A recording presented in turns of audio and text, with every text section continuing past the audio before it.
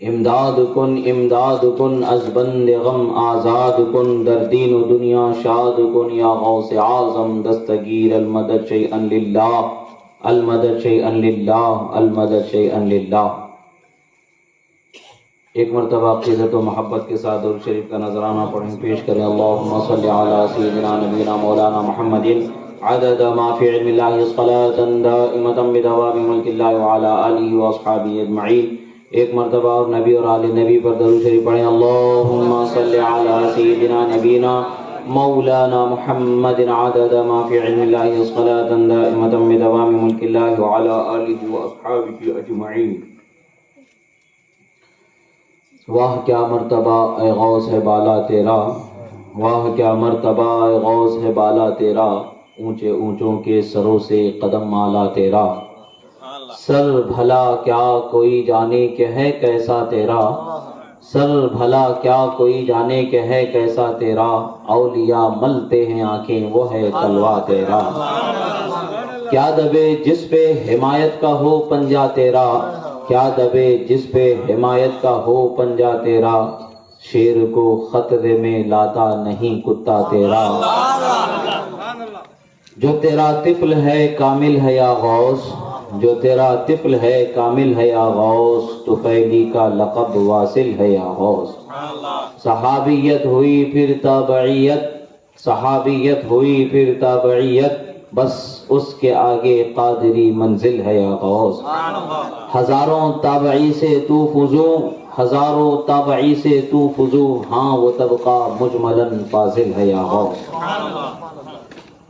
آئیے عقیدت و محبت کے ساتھ ایک مرتبہ اور درود شریف کا نذرانہ پیش کریں۔ اللہم صلی علی سیدنا نبینا مولانا محمد عدد ما فی علم اللہ صلاة دائمة بدوام ملک اللہ وعلی آلہ واصحابہ اجمعین۔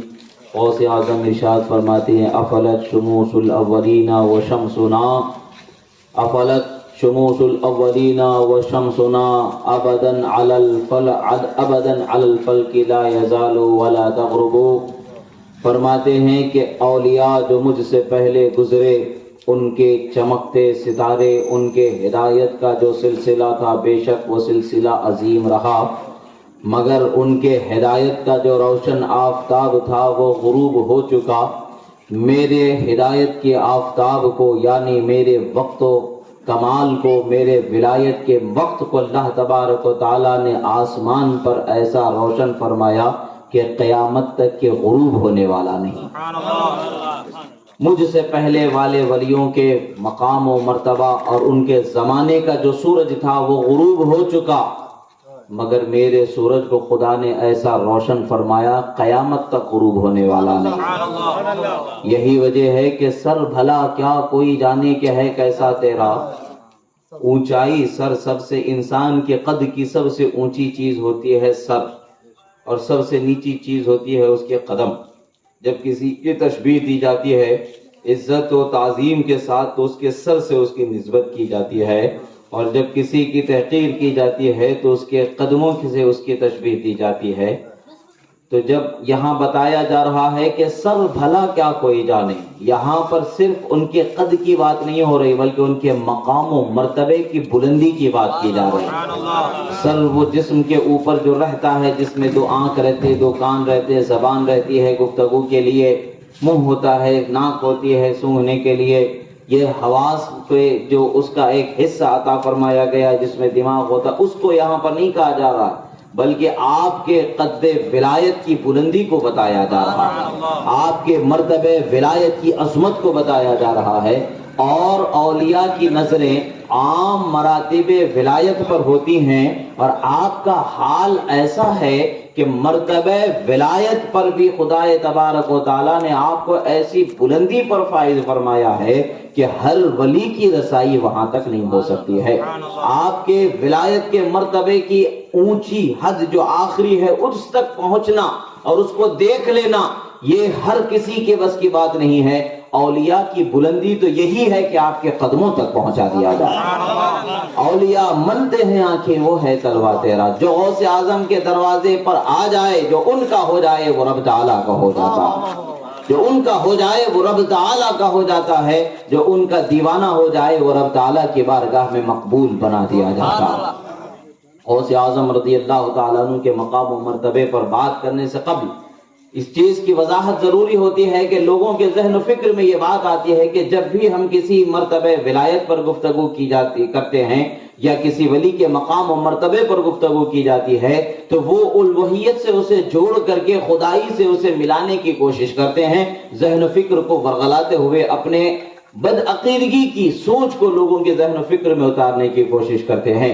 یاد رکھیں، آپ اس چیز کو، فلسفے کو سمجھنے کی ضرورت ہے کہ سب سے پہلی حقیقت تو ہم اور آپ سب جانتے ہیں کہ زندگی دینے والا رب ہے، موت دینے والا رب ہے۔ یہ حقیقت ہے، ہم سب کا یہی ایمان ہے کہ خدا ہی موت دیتا ہے، خدا ہی زندگی دیتا ہے۔ پیٹ میں ماں کی کوکھ میں روح ڈالنے کے لیے کچھ فرشتے مقرر ہیں، روح نکالنے کے لیے کچھ فرشتے مقرر ہیں۔ اسرائیل علیہ السلام بڑے مشہور 4 فرشتوں میں سے ایک فرشتے ہیں جن کی ذمہ داری روح نکالنا۔ ساری دنیا جانتی ہے کہ نہیں جانتی ہے؟ اسرائیل علیہ السلام کے روح نکالنے کی طاقت مانتی ہے کہ نہیں مانتی؟ دنیا میں ہر سیکنڈ میں نہ جانے کتنے لوگ مرتے ہیں۔ ایک زمانہ تھا کہ حساب و کتاب لگانا مشکل تھا، مگر آج سائنس کی ترقی، انسان کی عقل و دماغ کی معراج یہ ہوئی کہ اس نے اپنے عقل و ہوش کو جب آگے بڑھانا چاہا تو حقیقت سے جن چیزوں کو اللہ تبارک و تعالیٰ نے جوڑ کر کے رکھا تھا، ان اسرار کو، ان جو خفی باتیں، چھپی ہوئی باتیں تھی، انسان کی عقل کے سامنے خدا نے روشن فرمایا۔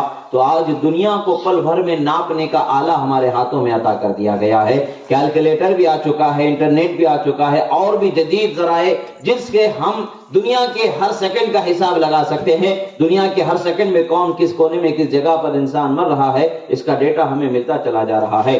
جب یہ ڈیٹا انسان کی پیداوار سے ہے، جب یہ ڈیٹا انسان کی بنائی ہوئے ایک ایسی چیز سے تعلق رکھتا ہے جو ہاتھ کا بنایا ہوا ہے، جسے ہواؤں میں اڑا کر کے لوگوں کے ذہن و فکر کو بتایا جا رہا ہے کہ مادی چیزوں سے اس کا تعلق ہو کر کے یہ ہماری عقل کو حیران کرنے والے کارنامے ہو رہے ہیں، تو یہاں پر خدا کی قدرت کا اور خدا کے ساتھ خدائی سے ملانے کی بات نہیں آتی ہے۔ یہاں پر ہوش اور خیال ان کے برابر کام کرتے ہیں، مگر جیسے ہی جہاں ولی کی بات آ جاتی ہے وہاں فوراً ان کے ذہن میں یہ بات آتی ہے کہ بھئی انہیں خدا بنا دیا جا رہا ہے، معاذ اللہ۔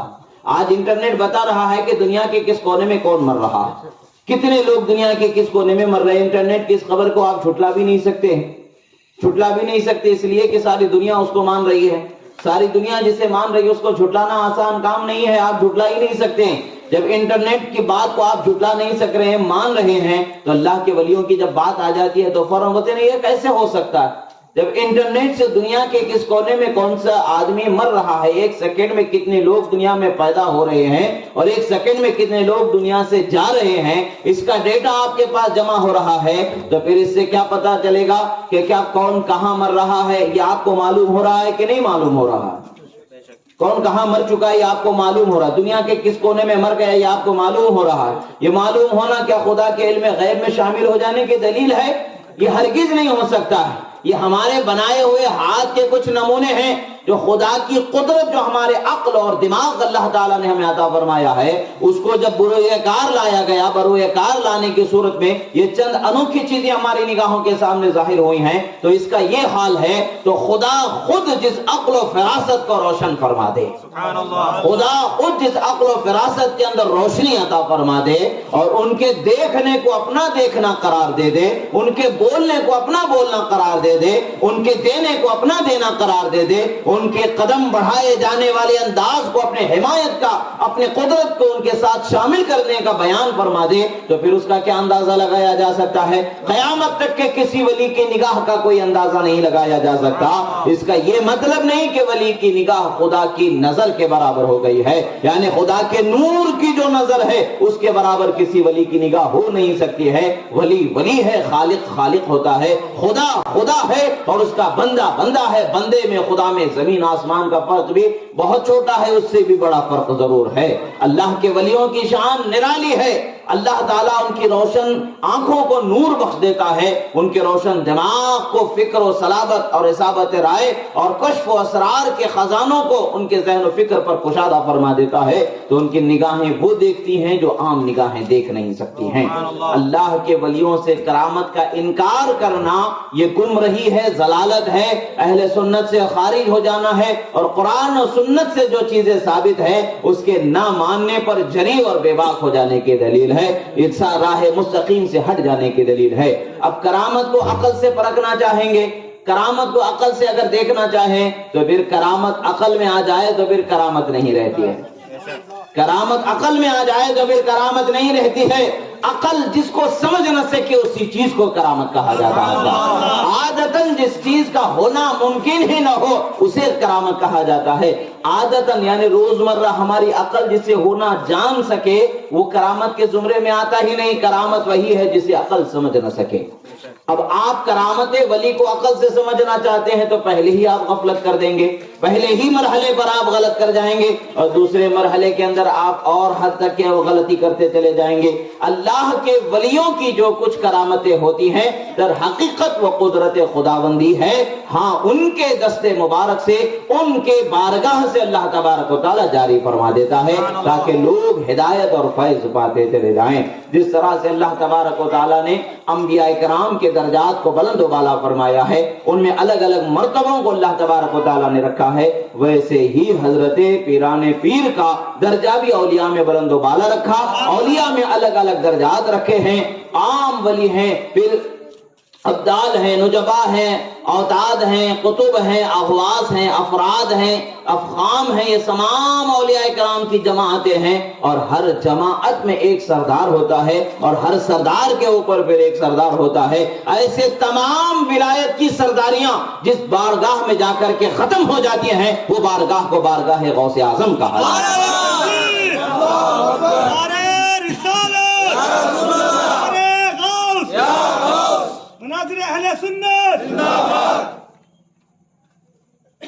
غوث اعظم رضی اللہ تعالیٰ عنہ کے مقام و مرتبے کو سمجھنا ہمارے لیے مشکل ترین مرحلہ ہے۔ اللہ کے ولی حیران رہ جاتے ہیں، اسی لیے کہتے ہیں ولایت کی بلند پرواز حیران ہے بلندی پر، ولایت کی بلند پرواز حیران ہے بلندی پر، سمجھ میں ہی نہیں آتی ہے رفعت غوث اعظم۔ اولیاء جن کی ولایت کے مقام پر حیران ہیں وہ مقام غوث اعظم رضی اللہ تعالیٰ عنہ ہے۔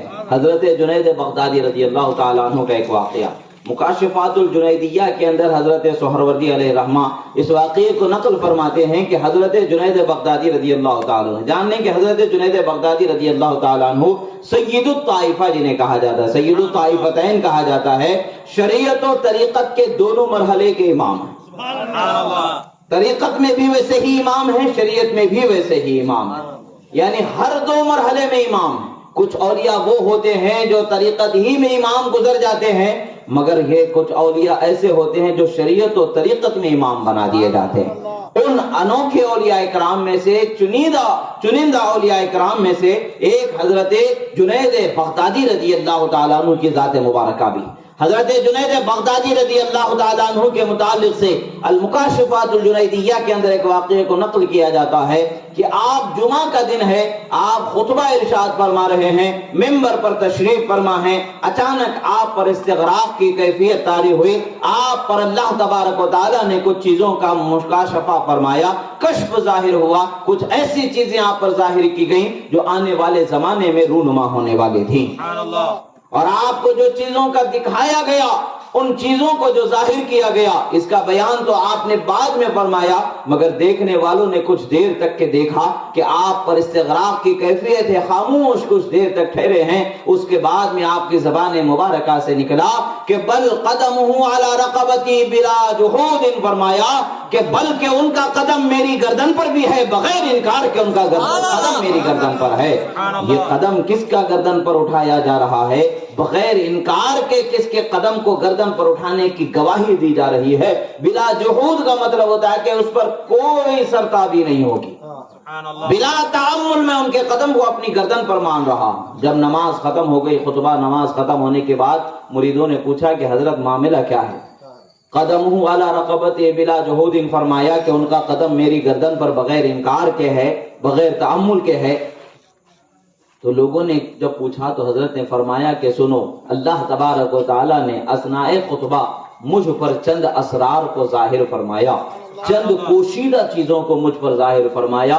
اولیاء کرام کے نظروں پر اور دلوں پر چند رازوں کو جو ظاہر کیا جاتا ہے اسے کشف سے تعبیر کیا جاتا ہے۔ بعض اولیاء کے لیے کشف وقتاً ہوتا ہے، بعض اولیاء کے لیے ہمہ وقت کشف اور مشاہدہ ہوتا ہے۔ کسی کے لیے وقتی طور پر کشف آتا جاتا رہتا ہے، کسی کے لیے کشف اور مشاہدہ یکساں جاری ہی رہتا ہے۔ نہ ان کے نگاہوں کے بند کرنے کی انہیں کوئی کمی ہے، نہ ضرورت ہے، نہ کھولنے کی کوئی کمی کوئی ضرورت ہے، بلکہ ہمیشہ ان کی نگاہوں کے سامنے اللہ تبارک و تعالی کائنات کے عجائب کو ظاہر فرماتا رہتا ہے اور اس کی قدرت کے انوکھے مناظر کو ان کے سامنے ظاہر فرماتا رہتا ہے، اور رونما ہونے والے واقعات اور گزرے ہوئے معاملات کو ان کے سامنے ظاہر فرماتا ہے، اور ان عظیم چیزوں کا وہ مشاہدہ براہ راست کر کے خلق کا وہ استفادہ کا سبب بنتے ہیں اور ہدایت کے لیے ذریعہ اور ان کی نجات کا سامان بن جاتے ہیں۔ حضرت جنید بغدادی پر کشف ظاہر ہوا، آپ فرماتے ہیں کہ اثناء کشف میں نے دیکھا کہ اولیاء کی جماعت در جماعت تشریف فرما ہے، بڑے بڑے اولیاء کرام جلوہ فرما ہیں، اور ایک عظیم نورانی شخصیت کو میں نے دیکھا کہ جن کی زبان سے جاری ہو رہا ہے کہ میرا یہ قدم روئے زمین کے ہر ولی کے گردن پر ہے، اور جب ان کا یہ اعلان ہوتا ہے تو ہم نے دیکھا کہ ہر ولی نے اپنی گردن کو جھکا کر کے آپ کی سرداری کو تسلیم کیا اور اپنے آپ کے قدم کو اپنی گردن پر رکھ کے اپنے لیے سعادت کا اس نے موقع پایا۔ جب مجھ پر یہ راز ظاہر ہوا تو میرے دل میں یہ خیال آیا، میں تو ان کے زمانے کا نہیں ہوں، 5ویں صدی ہجری کے نصف میں، یعنی 5ویں صدی ہجری کے نصف میں جب یہ معاملہ رونما ہوگا تو تقریباً 250 سال پہلے میں، حضرت جنید بغدادی 250 سال پہلے ہیں، 250 سال پہلے ہیں۔ طبولی فی السماء والارض دقت وشاؤس سعادتی قد بدالی، فرمایا طبولی فی السماء والارض دقت وشاؤس السعادتی قد بدالی۔ غوث اعظم نے فرمایا کہ میرے ڈنکے آسمان و زمین میں میرے پیدا ہونے سے پہلے ہی بجائے گئے، میری عظمتوں کے چرچے میرے پیدا کرنے سے پہلے ہی آسمان و زمین میں اللہ تعالیٰ نے بجایا ہے، یعنی اس کا شہرہ سنایا ہے۔ اب اس پر بھی دلیل لوگ پوچھتے ہیں کہ ایسے کیسے ہو سکتا ہے؟ اللہ کے رسول صلی اللہ تعالی علیہ وسلم کی حدیث ہے، اذا احب اللہ عبدا دعا جبرائیل علیہ السلام فیقول انی احب فلانا فاحبه فیحبه جبرائیل علیہ السلام ثم ینادی فی السماء ان اللہ يحب فلانا فاحبه فیحبونه اہل السماء ثم یوضع له القبول فی الارض۔ فرماتے ہیں کہ حدیث بخاری شریف کی، مسلم شریف کی عظیم ترین حدیثوں میں سے حدیث ہے کہ حضرت ابو ہریرہ راوی ہیں، رسول اکرم صلی اللہ علیہ وسلم فرماتے ہیں کہ جب اللہ تعالیٰ کسی بندے کو پسند فرما لیتا، پسند فرما لینا ہمارے اور آپ کے جیسا نہیں، اللہ تبارک و تعالی مخلوق کے صفات سے پاک ہے، یعنی اللہ تعالیٰ جب کسی بندے پر سرفرازی کا ارادہ فرما لیتا ہے، جب اس کے مقام و مرتبے کو بلند کرنے کا ارادہ فرماتا ہے، جب اسے عظمتوں اور رفعتوں سے مالا مال کرنے کا ارادہ فرماتا ہے، جنت اعلیٰ کا حقدار بنا دیتا ہے اور اپنی رحمتوں کا حصہ اسے واپر عطا فرما دیتا ہے، تو اس کا اعلان عالم بالا میں حضرت جبرائیل امین کے سامنے فرماتا ہے، آسمان میں سب سے پہلے اس کا ڈنکا بجایا جاتا ہے، عالم بالا میں حضرت جبرائیل علیہ السلام اللہ کے قرب خاص میں بلایا جائے گا اور قرب خاص میں اعلان ہوگا کہ جبرائیل میں فلاں بندے سے راضی ہوں، میں نے فلاں بندے کو اپنی بارگاہ میں قبولیت کے سرفراز فرما دیا، تم بھی اس بندے سے محبت کرنے والے ہو جاؤ۔ اب حضرت جبرائیل اس بندے سے محبت کریں گے تو اپنے لیے نہیں، خدا کی رضا کے لیے محبت کریں گے، خدا کی رضا کے لیے ان سے محبت کریں گے۔ پھر اس کے بعد پھر حضرت جبرائیل علیہ السلام خدا جانے کتنا عرصہ وہ اس حال میں گزریں گے اس سے محبت کرتے ہوئے، جب اللہ کو منظور ہوگا پھر جبرائیل امین علیہ السلام کو بلایا جائے گا، حکم ہوگا کہ تمام اہل آسمانوں میں ندا کر دی جائے، آسمان ساتوں آسمان میں، اور نہ جانے کیسے کیسے اللہ تعالیٰ نے عالم کو بنایا ہے، آسمانوں میں ندا کر دی جائے گی کہ اللہ تعالیٰ فلاں بندے سے راضی ہے، فلاں بندے کو اپنی محبت سے سرفراز فرمایا ہے، تمہاری سعادت مندی بھی ہے کہ تم اس سے محبت کرنے والے ہو جاؤ۔ وہ سارے اہل سما اس بندے سے محبت کرنے والے ہو جائیں گے، آسمانوں میں ڈنکے بجائے گئے، طبولی فی السماء، میرے ڈنکے آسمانوں میں بجائے گئے۔ والارض دقت، اور زمین پر اس کو بکھیرا گیا. پھر فرمایا ثم یوضع له القبول فی الارض، پھر وہ محبت جس کے کرنے کا حکم جبرائیل امین کو خدا نے عطا فرمایا، جس کے کرنے کے آسمان کی تمام مخلوق کو اللہ نے عطا فرمایا، اسی محبت کو زمین پر اللہ تعالیٰ اڈیل دے گا.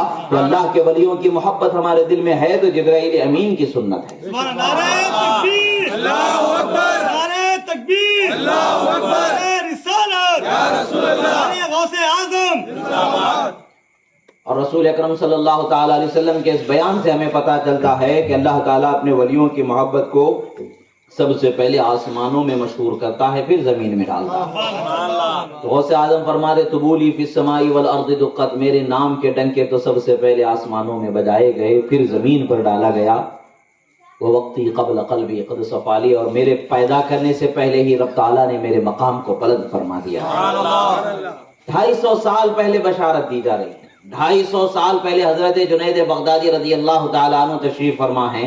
حضرت جنید بغدادی رضی اللہ تعالیٰ عنہ فرماتے ہیں کہ میرے دل میں یہ خیال آیا کہ میں تو اس زمانے کا نہیں ہوں، شاید یہ اس زمانے کے ولیوں کا معاملہ ہوگا، میں تو ان سے 200-250 سال پہلے کا ولی ہوں، میں سر جھکاؤں یا نہ جھکاؤں مجھے کیا فرق پڑنے والا ہے. ندا آتی ہے کہ جنید تمہیں کیا تکلیف ہے، اے جنید تمہیں کیا تکلیف ہے، وہ میرے محبوب ہیں اور میرے حبیب کی اولاد ہیں، اور میرے محبوب ہیں، میرے حبیب کی اولاد ہیں، میں ان کے رتبے کو بڑھانے والا ہوں. جیسے ہی یہ جواب آتا ہے تو میرے دل میں جیسے ہی یہ خیال اور اس کا جواب آیا، فوراً میں نے قرار کیا کہ بغیر انکار کے ان کا قدم میری گردن پر ہے. جب یہ معاملہ ہوا تو فرماتے ہیں کہ غوث اعظم رضی اللہ تعالیٰ عنہ کی شان. پھر حضرت جنید بغدادی فرماتے ہیں کہ سوائے انبیاء، صحابہ اور ائمہ اہل بیت کے کوئی ان کے مرتبے کو پہنچ نہیں سکتا. ہر ولی کی گردن پر ان کا قدم ضرور ہوگا، سوائے انبیاء، صحابہ اور ائمہ اہل بیت کے، یعنی ان کے آباء و اجداد. ان کے آباء و اجداد حضرت مولا علی سے لے کر کے امام حسن، امام حسین تھے تو صحابہ کے زمرے میں، اس کے بعد کے جتنے ہیں سب ان کے آباء و اجداد ہیں، ائمہ اہل بیت اور صحابہ اور انبیاء کے علاوہ کوئی اس مقام کو نہیں پہنچ سکتا ہے.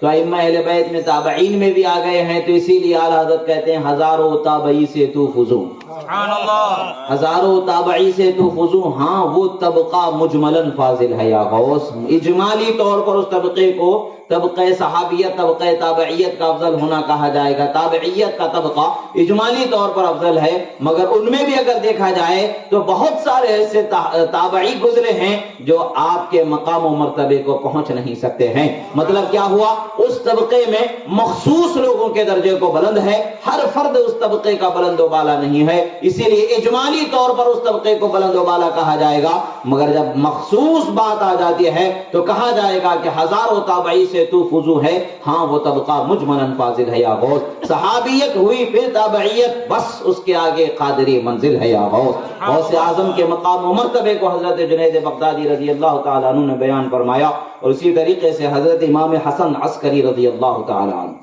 ولایت کے بلند و بالا جو مراتب ہیں، جسے غوثیت کبریٰ اور قطبیت عظمیٰ جسے کہا جاتا ہے، سارے عالم کے ولی جس ایک ولی کے مخدوم بنا دیے جاتے ہیں، جس ایک ولی کو سلطان اولیاء بنا دیا جاتا ہے، شہنشاہ ولایت پر سرفراز فرما دیا جاتا ہے، اس ولی کی بارگاہ میں جو زانو ادب طے کرتے ہیں وہ سارے زمانے کے اولیاء ہوا کرتے ہیں. ایک ولی وہ ہوتا ہے جو اس مقام پر فائز کیا جاتا.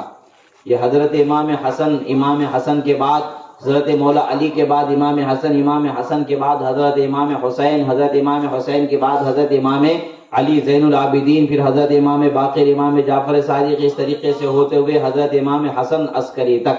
ہر ایک اس مقام بلند و بالا پر فائز ہوتا رہا.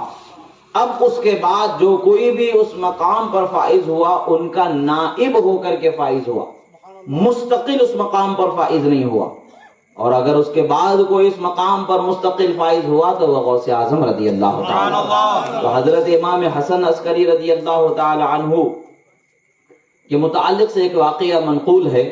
تفریح الخاطر فی مناقب الشیخ عبد القادر کے اندر اس واقعے کی تفصیل مذکور ہے. دیگر مستند کتابوں سے انہوں نے اس زمانے کی نقل کیا ہے کہ حضرت امام حسن عسکری رضی اللہ تعالی عنہ کا جب وقت وصال قریب آیا دنیا سے پردہ فرمانے کا وقت آیا تو حضرت امام حسن عسکری رضی اللہ تعالیٰ عنہ نے اپنے مریدوں میں جو سب سے بڑے مرتبے کے تھے، جو سب سے زیادہ دیانتدار، سب سے زیادہ سچے، سب سے زیادہ اطاعت گزار، وفادار، فرما بردار تھے، انہیں بلایا۔ بلانے کے بعد میں امانت کے طور پر اپنا جان نماز، جس پر نماز ادا فرمایا کرتے تھے، جان نماز اور تصویر دیگر تبرکات ان کے حوالے فرمایا۔ حوالے فرمانے کے بعد کہا کہ 5ویں صدی ہجری کے نصف میں ایک شخصیت پیدا ہوگی جن کا نام محی الدین لقب ہوگا، نام عبد القادر ہوگا، جیلان میں پیدا ہوں گے، بغداد میں جلوہ فرما ہوں گے، بغداد میں اعلان کریں گے، اللہ کے حکم سے اعلان ہوگا، قدمی ہذہ علی رقبۃ کل ولی اللہ، میرا قدم ہر ولی کی گردن پر ہوگا، تم اگر ان کا زمانہ پاؤ تو ان کو یہ میرا سلام اور یہ تبرکات پہنچا دینا، اگر مان لو تم ان کے زمانے کو نہ پاؤ تو تمہارے بعد تم جیسے کسی نیک کے حوالے یہ امانت کر دینا، جو تبرکات ہیں یہ تبرکات انہیں دے دینا اور وصیت کر دینا کہ تبرکات کے ساتھ میرا سلام ان تک کے پہنچا دے۔ اور پھر اس کے بعد پھر فرماتے اگر وہ بھی وہ زمانہ نہ پائے تو اس کے بعد والوں کے اندر وہ چن کر کے اسی طریقے سے وصیت کرے یہاں تک کہ پیران پیر غوث اعظم کا ظہور ہو جائے۔ روایتوں میں آتا ہے کہ جب غوث اعظم رضی اللہ تعالیٰ عنہ نے بغداد کی جامع مسجد میں اعلان فرمایا کہ میرا قدم ہر ولی کی گردن پر ہے، ایک شخص اٹھتا ہے اور آپ کی بارگاہ میں حاضر ہو کر کے عرض کرتا ہے کہ آپ کے جد کریم حضرت امام حسن عسکری کا سلام قبول فرما لیجئے، اور یہ تبرکات ہیں جو میں اس کے انتظار میں لیے پھر رہا ہوں، اسے قبول فرما دیجئے۔ تسبیح، مصلی اور دیگر تبرکات کے ساتھ سلام میں نیاز کو پیش فرمایا گیا، حضرت غوث اعظم رضی اللہ تعالیٰ عنہ نے اسے قبول فرمایا۔ پتہ کیا چلتا ہے کہ آپ کے پیدا ہونے سے سینکڑوں برس پہلے جس چیز کا اعلان کر دیا گیا وہ بشارت اولیاء پیران پیر غوث اعظم دستگیر رضی اللہ تعالیٰ عنہ کی ذات ہے، تو کوئی کیا اس مرتبے کو پہنچ سکتا ہے، کوئی کیا اس مرتبے کو جان سکتا ہے کہ جن کی ولایت کا شہرہ ہوتا رہا۔ حضرت جنید بغدادی فرماتے ہیں کہ جو مکاشفے میں ان پر ظاہر ہوا فرمایا گیا کہ جنید کیا تم جانتے ہو وہ کیا مرتبہ رکھنے والے ہیں؟ جیسے تمام پیغمبروں میں میرے حبیب محمد الرسول اللہ سروری کا درجہ رکھتے ہیں ویسے ہی تمام اولیاء میں عبد القادر سروری کا درجہ رکھتے ہیں۔ نعرہ تکبیر، اللہ اکبر، نعرہ تکبیر، اللہ اکبر، نعرہ رسالت، غوث کا دامن نہیں چھوڑیں گے، ناظر اہل سنت زندہ باد۔ غوث اعظم رضی اللہ تعالیٰ عنہ کے مقام و مرتبے کو اللہ تبارک و تعالیٰ بلند فرمانے والا ہے۔ ولایت اور کرامت یہ الگ الگ چیزیں ہوتی ہیں، ہم اس کو عقل سے سمجھنا چاہیں گے تو کبھی سمجھ ہی نہیں سکیں گے، جو عقل میں آ جائے وہ کرامت ہی نہیں رہے گی۔ عقل میں آنے والی چیز وہ سب سے ہو سکتی ہے، جو عقل میں نہ آئے وہ سب سے نہ ہو سکے، جو سب سے نہ ہو سکے کسی سے ہو جائے اسی کو کرامت کہا جائے گا۔ اور جب انبیاء سے اس چیز کا صدور ہوتا ہے معجزہ کہلاتا ہے، ولیوں سے جب اس کا صدور ہوتا ہے تو کرامت کہلایا جاتا ہے۔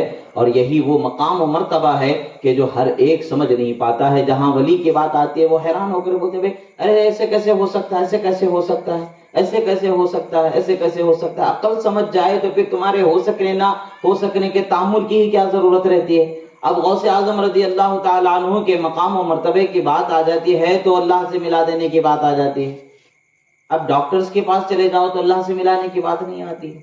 سائنس کے شعبدوں کو دیکھ لو، سائنس کے عقل کو حیران کرنے والے کارناموں کو دیکھ لو تو قدرت میں ملانے والی بات نہیں آتی ہے۔ وہاں کہتے ہیں یہ کیسے خدا ہو سکتا ہے، یہ تو ایک انسان کا بنایا ہوا ہے۔ تو وہی بات تو ہے، کسی ولی سے کوئی کرامت ظاہر ہو جائے تو ولی خدا کیسے ہو سکتا ہے؟ جب ولی کو آپ جان رہے ہیں کہ یہ ولی ہے اور ولی سے کوئی فعل صادر ہو رہا ہے تو آپ اسے خدا کیسے بنا سکتے ہیں؟ کوئی انسان، کوئی مسلمان کسی ولی کو خدا نہیں بناتا ہے، کسی ولی کو خدا نہیں بنایا جا سکتا ہے، نہ خدا ہو سکتے ہیں۔ ولی ولی ہی ہوتا ہے، یعنی اللہ کا ولی ہوتا ہے، خدا نہیں ہو سکتا۔ اللہ کے ولیوں سے کرامت ظاہر ہوتی ہے تو یہ خدا کی قدرت کا اظہار کا ایک طریقہ ہے۔ اللہ تبارک و تعالیٰ لوگوں کو بتاتا ہے کہ دیکھو میرے محبوب ہو جاؤ تو تمہارے ہاتھ سے بھی ایسی چیزیں رونما ہو سکتی ہیں، تمہارے قدموں سے بھی ایسی چیزیں ظاہر ہو سکتی ہیں، مگر شرط یہ ہے کہ محبت اپنے دل میں پا لینا اور میری اطاعت و فرما برداری اپنے دل میں بسا لینا۔ حضرت غوث اعظم رضی اللہ تعالیٰ عنہ فرماتے ہیں وَوَلَّانِي عَلَى الْأَقْطَابِ جَمْعًا فَحُكْمِي نَافِذٌ فِي كُلِّ حَالٍ. اللہ تعالیٰ نے مجھے تمام ولیوں پر اختیار ولایت عطا فرمایا ہے، یعنی مجھے ان کا سردار بنایا. وَوَلَّانِي عَلَى الْأَقْطَابِ جَمْعًا فَحُكْمِي نَافِذٌ فِي كُلِّ حَالٍ. اللہ نے مجھے تمام ولیوں پر سردار فرمایا ہے اور میرا حکم برابر جاری ہونے والا ہے. میرے حکم کو کوئی پھیر نہیں سکتا ہے. کوئی ولی میں یہ مجال نہیں کہ میرے حکم کو سر منہ پھیر کر کے چلے جائے. اگر پھیر لے تو ولایت سلب ہو جائے گی، نہ پھیرے میری اطاعت کرے تبھی ولایت باقی رہے گی. حضرت غوث اعظم رضی اللہ تعالیٰ عنہ ولایت بھی عطا فرمانے والے ہیں، ہدایت بھی عطا فرمانے والے ہیں. اولیاء کو ولایت عطا فرماتے ہیں، مریدوں کو ہدایت اور توبہ عطا فرماتے ہیں. حضرت سہل ابن عبداللہ التستری علیہ رحمت و رضوان، یہ بھی غوث اعظم کے پہلے کے زمانے کے اولیاء میں سے، یہ بھی غوث اعظم کے پہلے کے زمانے کے اولیاء اکرام میں سے باکمال ولیوں میں ان کا شمار ہوتا ہے. آپ پر بھی ایک مکاشفہ اللہ تبارک و تعالی نے ظاہر فرمایا، جیسے حضرت جنید بغدادی رضی اللہ تعالیٰ عنہ پر ظاہر فرمایا. آپ فرماتے ہیں کہ مجھ پر ایک مکاشفہ ظاہر ہوا، قرن خامس کے اولیاء کا حال اللہ تبارک و تعالیٰ نے مجھ پر ظاہر فرمایا. 5ویں صدی ہجری کے اولیاء کے حال کو اللہ تعالیٰ نے مجھ پر ظاہر فرمایا. تو میں نے دیکھا کہ ایک عظیم شخصیت ہے جن کا نام عبد القادر ہے، محی الدین جن کا لقب ہے، اور رحمت عالم صلی اللہ تعالیٰ علیہ وسلم کی اولاد مبارکہ سے ہے. ایک وقت ہے کہ لوگ بغداد میں ان کے وجود سے غافل ہیں. کچھ دیر کے لیے آپ باہر تشریف لے جاتے ہیں بغداد شہر سے، کچھ دیر کے بعد لوگوں کے اندر اس غفلت کی طرف سے توجہ ہو جاتی ہے، وہ اپنے شیخ کی توجہ میں اور ان کی طلب میں ڈھونڈنے لگتے ہیں. ابھی تو کچھ دیر قبل یہاں جلوہ فرما تھے، کہاں حضرت تشریف لے گئے؟ شوق و جستجو میں اپنے شیخ اور پیر کی طلب میں وہ لوگ دیوانہ وار گھومنے لگتے ہیں. ڈھونڈتے ڈھونڈتے آخر کار ایک ایسے مقام پر پہنچ جاتے ہیں. میں دیکھ رہا ہوں کہ اس مقام پر ندی کے کنارے، ایک دجلہ کے کنارے جلوہ فرما ہے، اور دیکھ رہے ہیں کہ دیکھنے والوں نے بھی دیکھا، جو اس وقت پر دیکھنے والے تھے انہوں نے بھی دیکھا.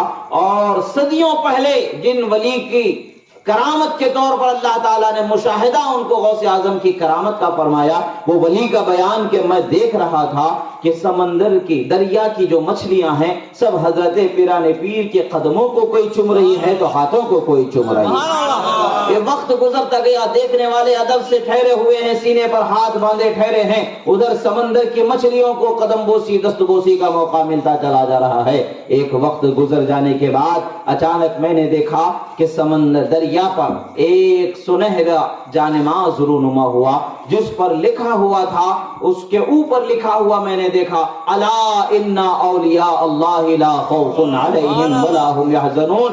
سنو، آگاہ ہو جاؤ کہ اللہ کے ولیوں کو نہ کوئی خوف ہے نہ کوئی غم. پھر فرماتے ہیں کہ میں نے اس کے ساتھ ساتھ دوسری آیت مبارکہ کو بھی دیکھا، سلام علیکم، یعنی اللہ کے نبی صلی اللہ تعالیٰ علیہ وسلم کے گھر والوں پر جو اللہ تعالیٰ نے سلام پیش فرمایا ہے، ان کے لیے سلامتی کا پیغام سنایا ہے. اس آیت کو میں نے دیکھا. فرماتے گویا کہ میں جان گیا کہ یہ اولیاء اولین اور آخرین کے سردار بنائے گئے ہیں، اور نبی آخر الزمان رحمت عالم صلی اللہ تعالیٰ علیہ وسلم کے اہل بیت سے آپ کا شمار فرمایا گیا ہے. آپ اہل بیت سے بھی ہیں، اولیاء کے سردار بھی بنائے گئے ہیں. یہ دونوں رازوں کو وہاں پر ظاہر کیا گیا.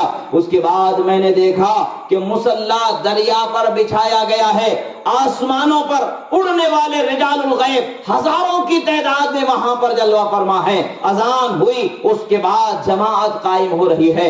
دریا پر بھی صفیں باندھی جا رہی ہیں، دریا کے کنارے بھی صفیں باندھی جا رہی ہیں، ہواؤں میں آسمانوں پر بھی صفیں باندھی جا رہی ہیں، اور پیران پیر شیخ عبد القادر جیلانی امامت کرتے نظر آ رہے ہیں. اللہ اکبر، نعرہ تکبیر، اللہ اکبر، نعرہ رسالت، یا رسول اللہ، غوث کا دامن نہیں چھوڑیں گے، غوث کا دامن نہیں چھوڑیں گے. جیسے ہی غوث اعظم اللہ اکبر کہتے، تمام رجال الغیب اور اولیاء کاملین کی زبانوں سے اللہ اکبر جاری ہو جاتا، اور جیسے ہی آپ سبحان اللہ کہتے، تمام کی زبانوں سے سبحان اللہ جاری ہو جاتا. یہ اولیاء کی نگاہیں بہت چھوٹی نہیں ہوتی ہیں، الٹی ہی چال چلتے ہیں دیوان گانے عشق، آنکھوں کو بند کرتے ہیں دیدار کے لیے کا مرحلہ ہوتا. آپ صرف اولیاء کی جماعتوں کو دیکھ کر کے تعجب سے بیان کر رہے ہیں، یہ نہیں. حضرت سہل ابن عبداللہ تستری رحمت اللہ علیہ عام ولیوں میں نہیں ہیں، وہ ایسے ولیوں میں ہیں کہ جن کے نگاہوں کو خدا نے ایسا روشن فرمایا کہ عرش کو اٹھانے والے فرشتے بھی ان پر ظاہر فرما دیا کرتا تھا۔ آپ کی نگاہوں کی بصیرت کا یہ عالم تھا کہ آپ بیان فرما رہے ہیں کہ جیسے ہی غوث اعظم رضی اللہ تعالیٰ عنہ تمجید بیان فرما رہے ہیں تو عرش اعظم کو اٹھائے ہوئے فرشتے تمجید بیان کرتے ہیں۔ نعرہ تکبیر، نعرہ تکبیر، نعرہ رسالت۔ غوث اعظم رضی اللہ تعالیٰ عنہ نماز ادا فرما رہے ہیں، آپ کی تسبیح پر ملائکہ تسبیح کر رہے ہیں، آپ کی تحمید پر ملائکہ تحمید کر رہے ہیں، اور آپ کی تمجید پر ملائکہ تمجید کر رہے ہیں، اولیاء تمجید تسبیح و تحمید بیان فرما رہے ہیں۔ جب نماز ختم ہو جاتی ہے دعا کے لیے دست دعا کو بلند فرمایا جاتا ہے۔ غوث اعظم فرماتے مریدی لا تخف اللہ ربی اقانی رفعتا ند المنالی مریدی ہمت بشتہ وغنی وقل ما تشاف الاسم علی۔ غوث اعظم رضی اللہ تعالیٰ عنہ نے اپنے مرید کو بہت تسلی دی ہے۔ مریدی لا تخف کہہ کر تسلی دی غلاموں کو، قیامت تک رہے بے خوف بندہ غوث اعظم کا۔ جب تسلی دیتے ہیں تو کیسی تسلی دیتے ہیں کہ مردے بھی جاگ جاتے ہیں، تڑپتے ہوئے تھہم جاتے ہیں، سہمے ہوئے معراج پا جاتے ہیں، جو ان کے دروازے پر پہنچ جاتا ہے وہ رب تک کا وصال پا جاتے ہیں۔ عظیم مرحلہ ہے، عظیم شخصیت ہے، عظیم مرتبے کی عظیم ایک ایسی روشنی ہے جو قیامت تک کے اندھیروں میں روشنی بکھیرتی نظر آتی ہے۔ غوث اعظم رضی اللہ تعالیٰ عنہ کی ذات کہ آپ دعا کے لیے ہاتھ اٹھاتے ہیں، اللہم اسألک بحق جدی، اے اللہ میں تیری بارگاہ میں میرے نانا جان کا وسیلہ لے کر کے دعا کرتا ہوں۔ اب غوث اعظم نے جب وسیلہ لے کر کے دعا کیا ہے تو ہم وسیلے کو حرام کیسے کہہ سکتے ہیں؟ غوث اعظم نے جب وسیلے سے دعا کی ہے تو ہم وسیلے کو حرام کیسے کہہ سکتے ہیں؟ حرام ہے تو وہ حرام رکھے نا۔ اب بہت سارے لوگ 11ویں کے کھانے کو حرام بولتے، 11ویں کے کھانا بریانی پکتی ہے، مرغا کا سب ملتا ہے، کالے کالے کبوں کو وہ کھاتے ہیں۔ ہماری قسمت میں اللہ تعالیٰ مرغا ہے غوث اعظم کا رکھا ہے۔ غوث اعظم کے غلاموں کی قسمت میں مرغے ہیں، گائے ہیں، بکرے ہیں، سب کچھ نعمتیں ہی نعمتیں۔ جو اس سے محروم ہے وہ تو کوے کھا کر کے اکتفا کر لیتے ہیں، نہ کوا ہمارا ہے نہ کوے سے ہمارا تعلق ہے، کوا ہمارے لیے حرام ہے، وہ اس کو کھاتے، وہ کھاتے رہو، ہمیں اس سے کیا فرق پڑتا ہے۔ دیوبند کے بڑے بڑے مولویوں نے کوے کو حلال لکھا، فتاوی رشیدیہ رشید احمد گنگوہی نے فتاوی رشیدیہ میں کوے کو حلال لکھا ہے، اس کی طرف بتا رہا ہوں میں اشارہ۔ کوا جو ساری دنیا جانتی ہے حرام، اس کو حلال کر لیتے ہیں، اور ساری دنیا جانتی ہے کہ 11ویں کا کھانا حلال ہے، اس کو حرام کر لیتے ہیں۔ اللہ تعالیٰ فرماتا ہے فَكُلُوا مِمَّا ذُكِرَ اسْمُ اللَّهِ عَلَيْهِ إِن كُنتُمْ بِآيَاتِهِ مُؤْمِنِينَ فَكُلُوا مِمَّا ذُكِرَ اسْمُ اللَّهِ عَلَيْهِ إِن كُنتُمْ بِآيَاتِهِ مُؤْمِنِينَ۔ اللہ تعالیٰ فرماتا ہے پس ان تمام چیزوں کو کھاؤ جس پر اللہ تبارک و تعالیٰ کا نام ذکر کر دیا گیا ہے۔ تو اللہ تبارک و تعالیٰ کا نام جس چیز پر آتا ہو جائے، جس پر پڑھ دیا گیا، وہ چیز ہمارے لیے حرام کیسے ہو سکتی ہے؟ تعجب کی بات تو یہ ہے جو حرام ہے اسے حلال بنا لیا جاتا ہے، جو حلال ہے اسے حرام بنا دیا جاتا ہے۔ تعجب کی بات ہے کہ عقل و ہوش کو کس طرف رکھ دیا گیا ہے۔ نسبت کی بات اگر کر دی جائے تو کوئی چیز حلال باقی نہ رہے، امتیاز کے لیے نسبت ہوتی ہے، حلال کرنے کے لیے اللہ تعالیٰ ہی کا نام لیا جاتا ہے۔ اللہ تعالیٰ ہی کے نام پر ذبح ہے، اللہ تعالیٰ ہی کے نام پر جب اس کو کھایا جا رہا ہے، کھلایا جا رہا ہے، تو پھر اسے کھانا حرام کیسے ہو سکتا؟ عزیزان محترم، اللہ رب العزت کا بیان قرآن مجید میں ہے فَكُلُوا مِمَّا ذُكِرَ اسْمُ اللَّهِ عَلَيْهِ إِن كُنتُمْ بِآيَاتِهِ مُؤْمِنِينَ۔ جب اللہ تعالیٰ کا نام نعمتوں پر پڑھ دیا جاتا ہے، کھانے کی چیزوں پر پڑھ دیا جاتا ہے، اگر تم آیتوں پر اللہ کی ایمان لانے والے ہو تو ضرور ان چیزوں کو کھاؤ۔ یہ اللہ تبارک و تعالیٰ کا فرمان ہے، اعلان ہے۔ مگر افسوس اللہ فرماتا ہے کھاؤ، اب یہ لوگ بولتے ہیں مت کھاؤ۔ کس کی بات سننا ہے؟ اللہ کی بات سننا ہے کہ ان کی بات سننا ہے؟ شریعت میں کوا حرام ہے، اب یہ لوگ حلال کر کے کھاتے۔ فتاوی رشیدیہ کے اندر موجود ہے کوا کھانا حلال۔ فتاوی رشیدیہ رشید احمد گنگوہی کا ہے، یہ مجموعہ ہے اس کتاب کا، اس کے اندر لکھا ہوا ہے، آج بھی جا کر کے آپ دیکھ سکتے، کتاب میں اٹھا کر کے موجود ہے۔ اب پتہ نہیں اس کو چھپا دیے تو الگ بات ہے، مگر میرے پاس نسخہ موجود ہے۔ گڑے مردوں کو کھاڑنے کی عادت بہت اچھے طریقے سے ہم کو، کوئی بچ کے نہیں جا سکتا، نہ زندہ بچ کے جا سکتا نہ مردہ بچ کے جا سکتا ہے۔ نعرہ رسالت، نعرہ اہل سنت زندہ باد، حسینی صاحب قبلہ زندہ باد۔ اللہ تبارک و تعالیٰ نے ہمیں ایسے غوث اعظم کا سہارا عطا فرمایا ہے جو مردوں کو زندہ، زندوں کو مردہ کر دیتے ہیں۔ اور ان کے غلام جب ہوتے ہیں تو ان کا سہارا ہے تو پھر کیا کرنا، کیا دبے جس پہ حمایت کا ہو بن جاتے ہیں۔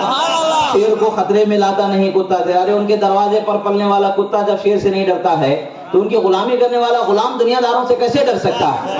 غلام ہواؤں کو نگاہوں میں نگاہیں ڈال کر کے کہہ دے کہ میں غلام غوث ہوں تو ہوائیں رخ موڑ دیں.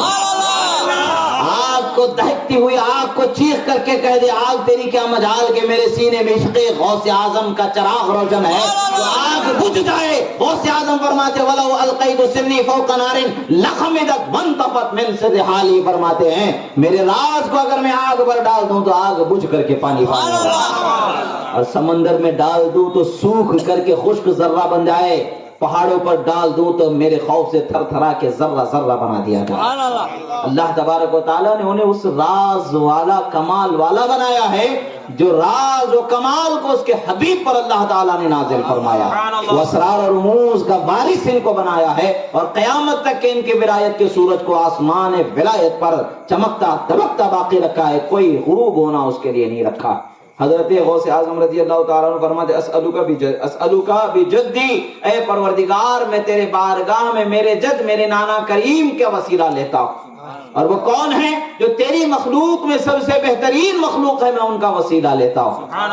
اب سوچنے کی بات ہے کیا دعا کیا گیا ہوگا، دعا کیا کی گئی ہوگی، سوچنے کی بات ہے. فرماتے ہیں غوث اعظم رضی اللہ تعالیٰ عنہ لِكُلِّ وَلِيٍّ لَهُ قَدَمٌ وَإِنِّي عَلَىٰ قَدَمِ النَّبِي بَدْرِ الْكَمَالِ. ہر ولی کو ایک نبی کا نقش پا عطا فرمایا گیا، ہر ولی کو ایک نبی کے نقش قدم پر بنایا گیا ہے اور اللہ تعالیٰ نے مجھے میرے جد میرے نانا کریم کے نقش قدم پر بنایا. ارے چھوٹی سی بات ہے، سوچنے کی بات ہے. مانگے تو کیا مانگا ہوگا، جنت مانگی گئی ہوگی، رحمت مانگی گئی ہوگی، نعمت مانگی گئی ہوگی، ولایت کی بلندی مانگی گئی ہوگی، کچھ بھی مانگا گیا ہوگا. مگر سوچنے کی بات ہے جس ذات کو اس عظیم ذات سے نسبت ہے، یعنی غوث اعظم محی الدین ہیں، آپ کی نسبت رحمت للعالمین سے جب ہو گئی ہے تو کیا مانگا جا سکا ہوگا، مانگا کیا ہوگا. عقل حیران ہو جاتی ہے. مانگنے والے سب اپنے دامن کو بھرتے رہتے ہیں، مانگنے والے سب اپنے لیے مانگتے ہیں، مگر وہ اس نبی کے نقش قدم پر ہیں جو پیدا ہوتے ہی رب حبلی امتی فرما رہے ہیں. اے اللہ میری امت کا معاملہ میرے حوالے فرما دے. جب وہ معراج میں گئے ہیں میری امت فرما رہے ہیں، جب وہ رحمتوں کا نزول ہو رہا ہے میری امت فرما رہے ہیں، ہر جگہ امتی امتی امتی فرما رہے ہیں. تو ان کے نقش قدم پر جنہیں سردار ولایت کا مقام سرفراز فرمایا گیا ہے وہ بھی تو کسی کو مانگیں گے تو کیا مانگیں گے، مریدی مریدی ہی تو مانگیں گے. پروردگار میرے مرید میرے مرید میرے مرید فرماتے ہیں پروردگار اسألوکا ان لا یموت مریدی الا علی التوبۃ والایمان. فرماتے ہیں اللہ میں تجھ سے میرے مرید کا توبہ اور ایمان پر خاتمہ مانگتا. جواب آتا ہے اے عبد القادر تمہاری دعا کو قبول فرما لیا. اور یہ کون گواہی دے رہے ہیں؟ حضرت سہل بن عبداللہ التستری رحمت اللہ تعالی علیہ سینکڑوں برس پہلے کے ولی گواہی دے رہے ہیں کہ سینکڑوں برس بعد آنے والے ولی کا یہ مقام ہوگا. اس کی شان یہ ہوگی کہ اس کے لیے تخت بچھایا جائے گا، عظمت کا رفعت کا بتایا جائے گا مقام. رجال الغیب سے لے کر کے ملائکہ جس کی اقتدا کریں گے اور وہ عظیم ہستی مانگے گا تو اپنے لیے نہیں مانگے گا، اپنے مرید کے لیے رب تعالیٰ سے مانگنے والا ہے. اسی کو فرمایا اخذت اللہ 70 موثقا ان لا يموت مریدی الا علی التوبۃ والایمان. میں نے اللہ سے 70 دفعہ وعدہ لیا ہے کہ میرا مرید توبہ اور ایمان ہی کی حالت میں دنیا سے جائے گا. غوث اعظم رضی اللہ تعالیٰ عنہ کی شان وہ شان ہے کہ انسان کے لیے دنیا میں بھی نعمت ہے اور آخرت میں بھی نعمت ہی نعمت رکھی ہے. اللہ تبارک و تعالیٰ نے اس کے حبیب صلی اللہ تعالیٰ علیہ وسلم کے صدقے طفیل میں غوث اعظم رضی اللہ تعالیٰ عنہ کو بڑی اونچی شان عطا فرمائی. اور آج کے بھی لوگ سمجھتے ہیں کہ ہمیں کیوں اب ہم غوث اعظم کی شان میں بے ادبی کرتے ہیں تو کوئی نقصان کیوں نہیں پہنچ رہا ہے. قیامت کے قریب ہے نا، قیامت کے قریب ہے تو چھوٹے چھوٹے سزائیں نہیں آنے والی ہیں، بہت بڑا فیصلہ ہونے والا. یہ چھوٹی چھوٹی سزاؤں کا زمانہ گیا. حضرت نوح علیہ السلام کا طوفان بھی بہت بڑی سزا ہمارے لیے دکھتی ہے مگر وہ تھی بہت چھوٹی سزا. حضرت ہود علیہ السلام کا زمانہ بھی گیا، حضرت صالح علیہ السلام کا زمانہ بھی گیا، حضرت لوط علیہ السلام کا زمانہ بھی گیا اور دیگر پیغمبروں کا زمانہ بھی گیا. چھوٹی چھوٹی سزائیں گزر جایا کرتی تھیں، وہ وقت ختم ہو چکا ہے، بڑی سزا کا وقت آ رہا ہے. قیامت کے قریب ہو رہے ہیں، اس لیے آزادی ملی ہوئی ہے. آزادی کے مل جانے کو یہ تصور نہیں کیا جا سکتا کہ کبھی کوئی پکڑنے والا ہی نہیں ہے. جب خدا پکڑے گا تو اس کی پکڑ سے کوئی بچنے والا نہیں. اور اللہ تعالیٰ فرماتا ہے من عاد لی ولیا فقد آذنتہ بالحرب، جو میرے ولی کی بے ادبی کرتا ہے، جو ان سے دشمنی کرتا ہے، میں اس کے خلاف جنگ کا اعلان کرتا ہوں. بڑی عجیب بات ہے کہ یہ حدیث بھی ان لوگوں کے لیے ضرب کلیم کی طرح ہو گئی ہے کہ ہر روز ان پر ضرب پڑتی ہے. بخاری شریف کی حدیث ہے، کہیں ادھر ادھر گنڈی مار کے حدیث سے بچ نہیں سکتے، سر پھرا نہیں سکتے، وہ نہیں ایسا ہے ویسا نہیں بول سکتے. بخاری شریف کتاب الزہد کی حدیث، من عاد لی ولیا فقد آذنتہ بالحرب. اللہ تعالیٰ نے فرمایا جو میرے ولی سے دشمنی کرتا ہے میں اس کے خلاف جنگ کا اعلان کرتا ہوں. اب اللہ نے جنگ کا اعلان فرما دیا، اور اگر آپ آج کے زمانے میں کسی ولی کی بے ادبی و گستاخی کرتے تھے، کوئی سزا نہیں مل رہی ہے، تو کیا وہ فرمان جھوٹا ہے؟ معاذ اللہ، نہ وہ فرمان جھوٹا ہے، نہ آپ کا یہ عمل آپ کو بچائے رکھنے والا ہے. شیطان کو بھی چھوٹ جیسے ملی ہے ویسے اس کو بھی چھوٹ ملی ہے جو آج کے زمانے میں بے ادبی و گستاخی کرنے والا ہے. مگر جس کو غوث اعظم کی کرامتیں دیکھنا ہوتا ہے، عقیدت سے آج بھی پکار کے دیکھو یا غوث المدد، تو بیڑا تن میں پار ہو جاتا ہے.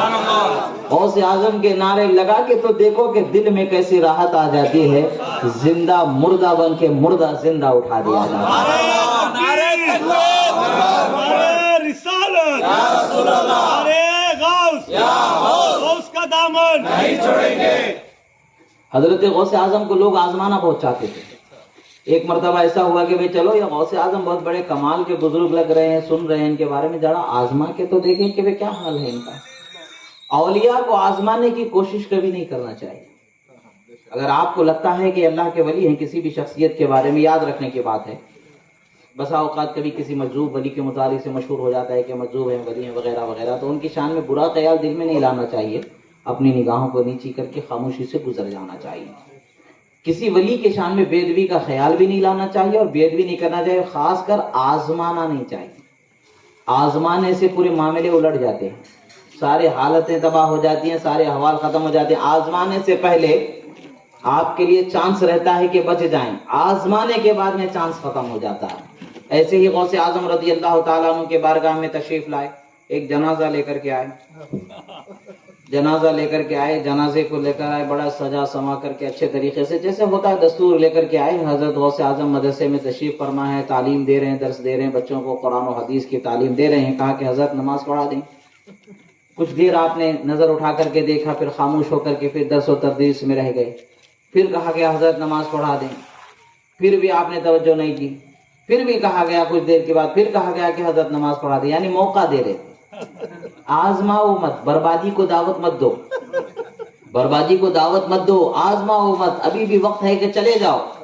مگر جب شیطان سر پہ سوار ہو جاتا ہے، جب برا وقت گلے لگا لیتا ہے، تو اس کی قسمت جب بگڑ جاتی ہے تو رحمت اس سے دور ہو جاتی ہے. اور رحمت، اصل رحمت کا ٹھکانہ اللہ کے ولیوں کی بارگاہ ہوتی ہے، وہیں سے رحمت بٹنا ہے. اب یہ تو ولیوں کو رحمت جن کی بارگاہ سے ملتی ہے، اس بارگاہ میں حاضر ہو کے بے ادبی کی جسارت.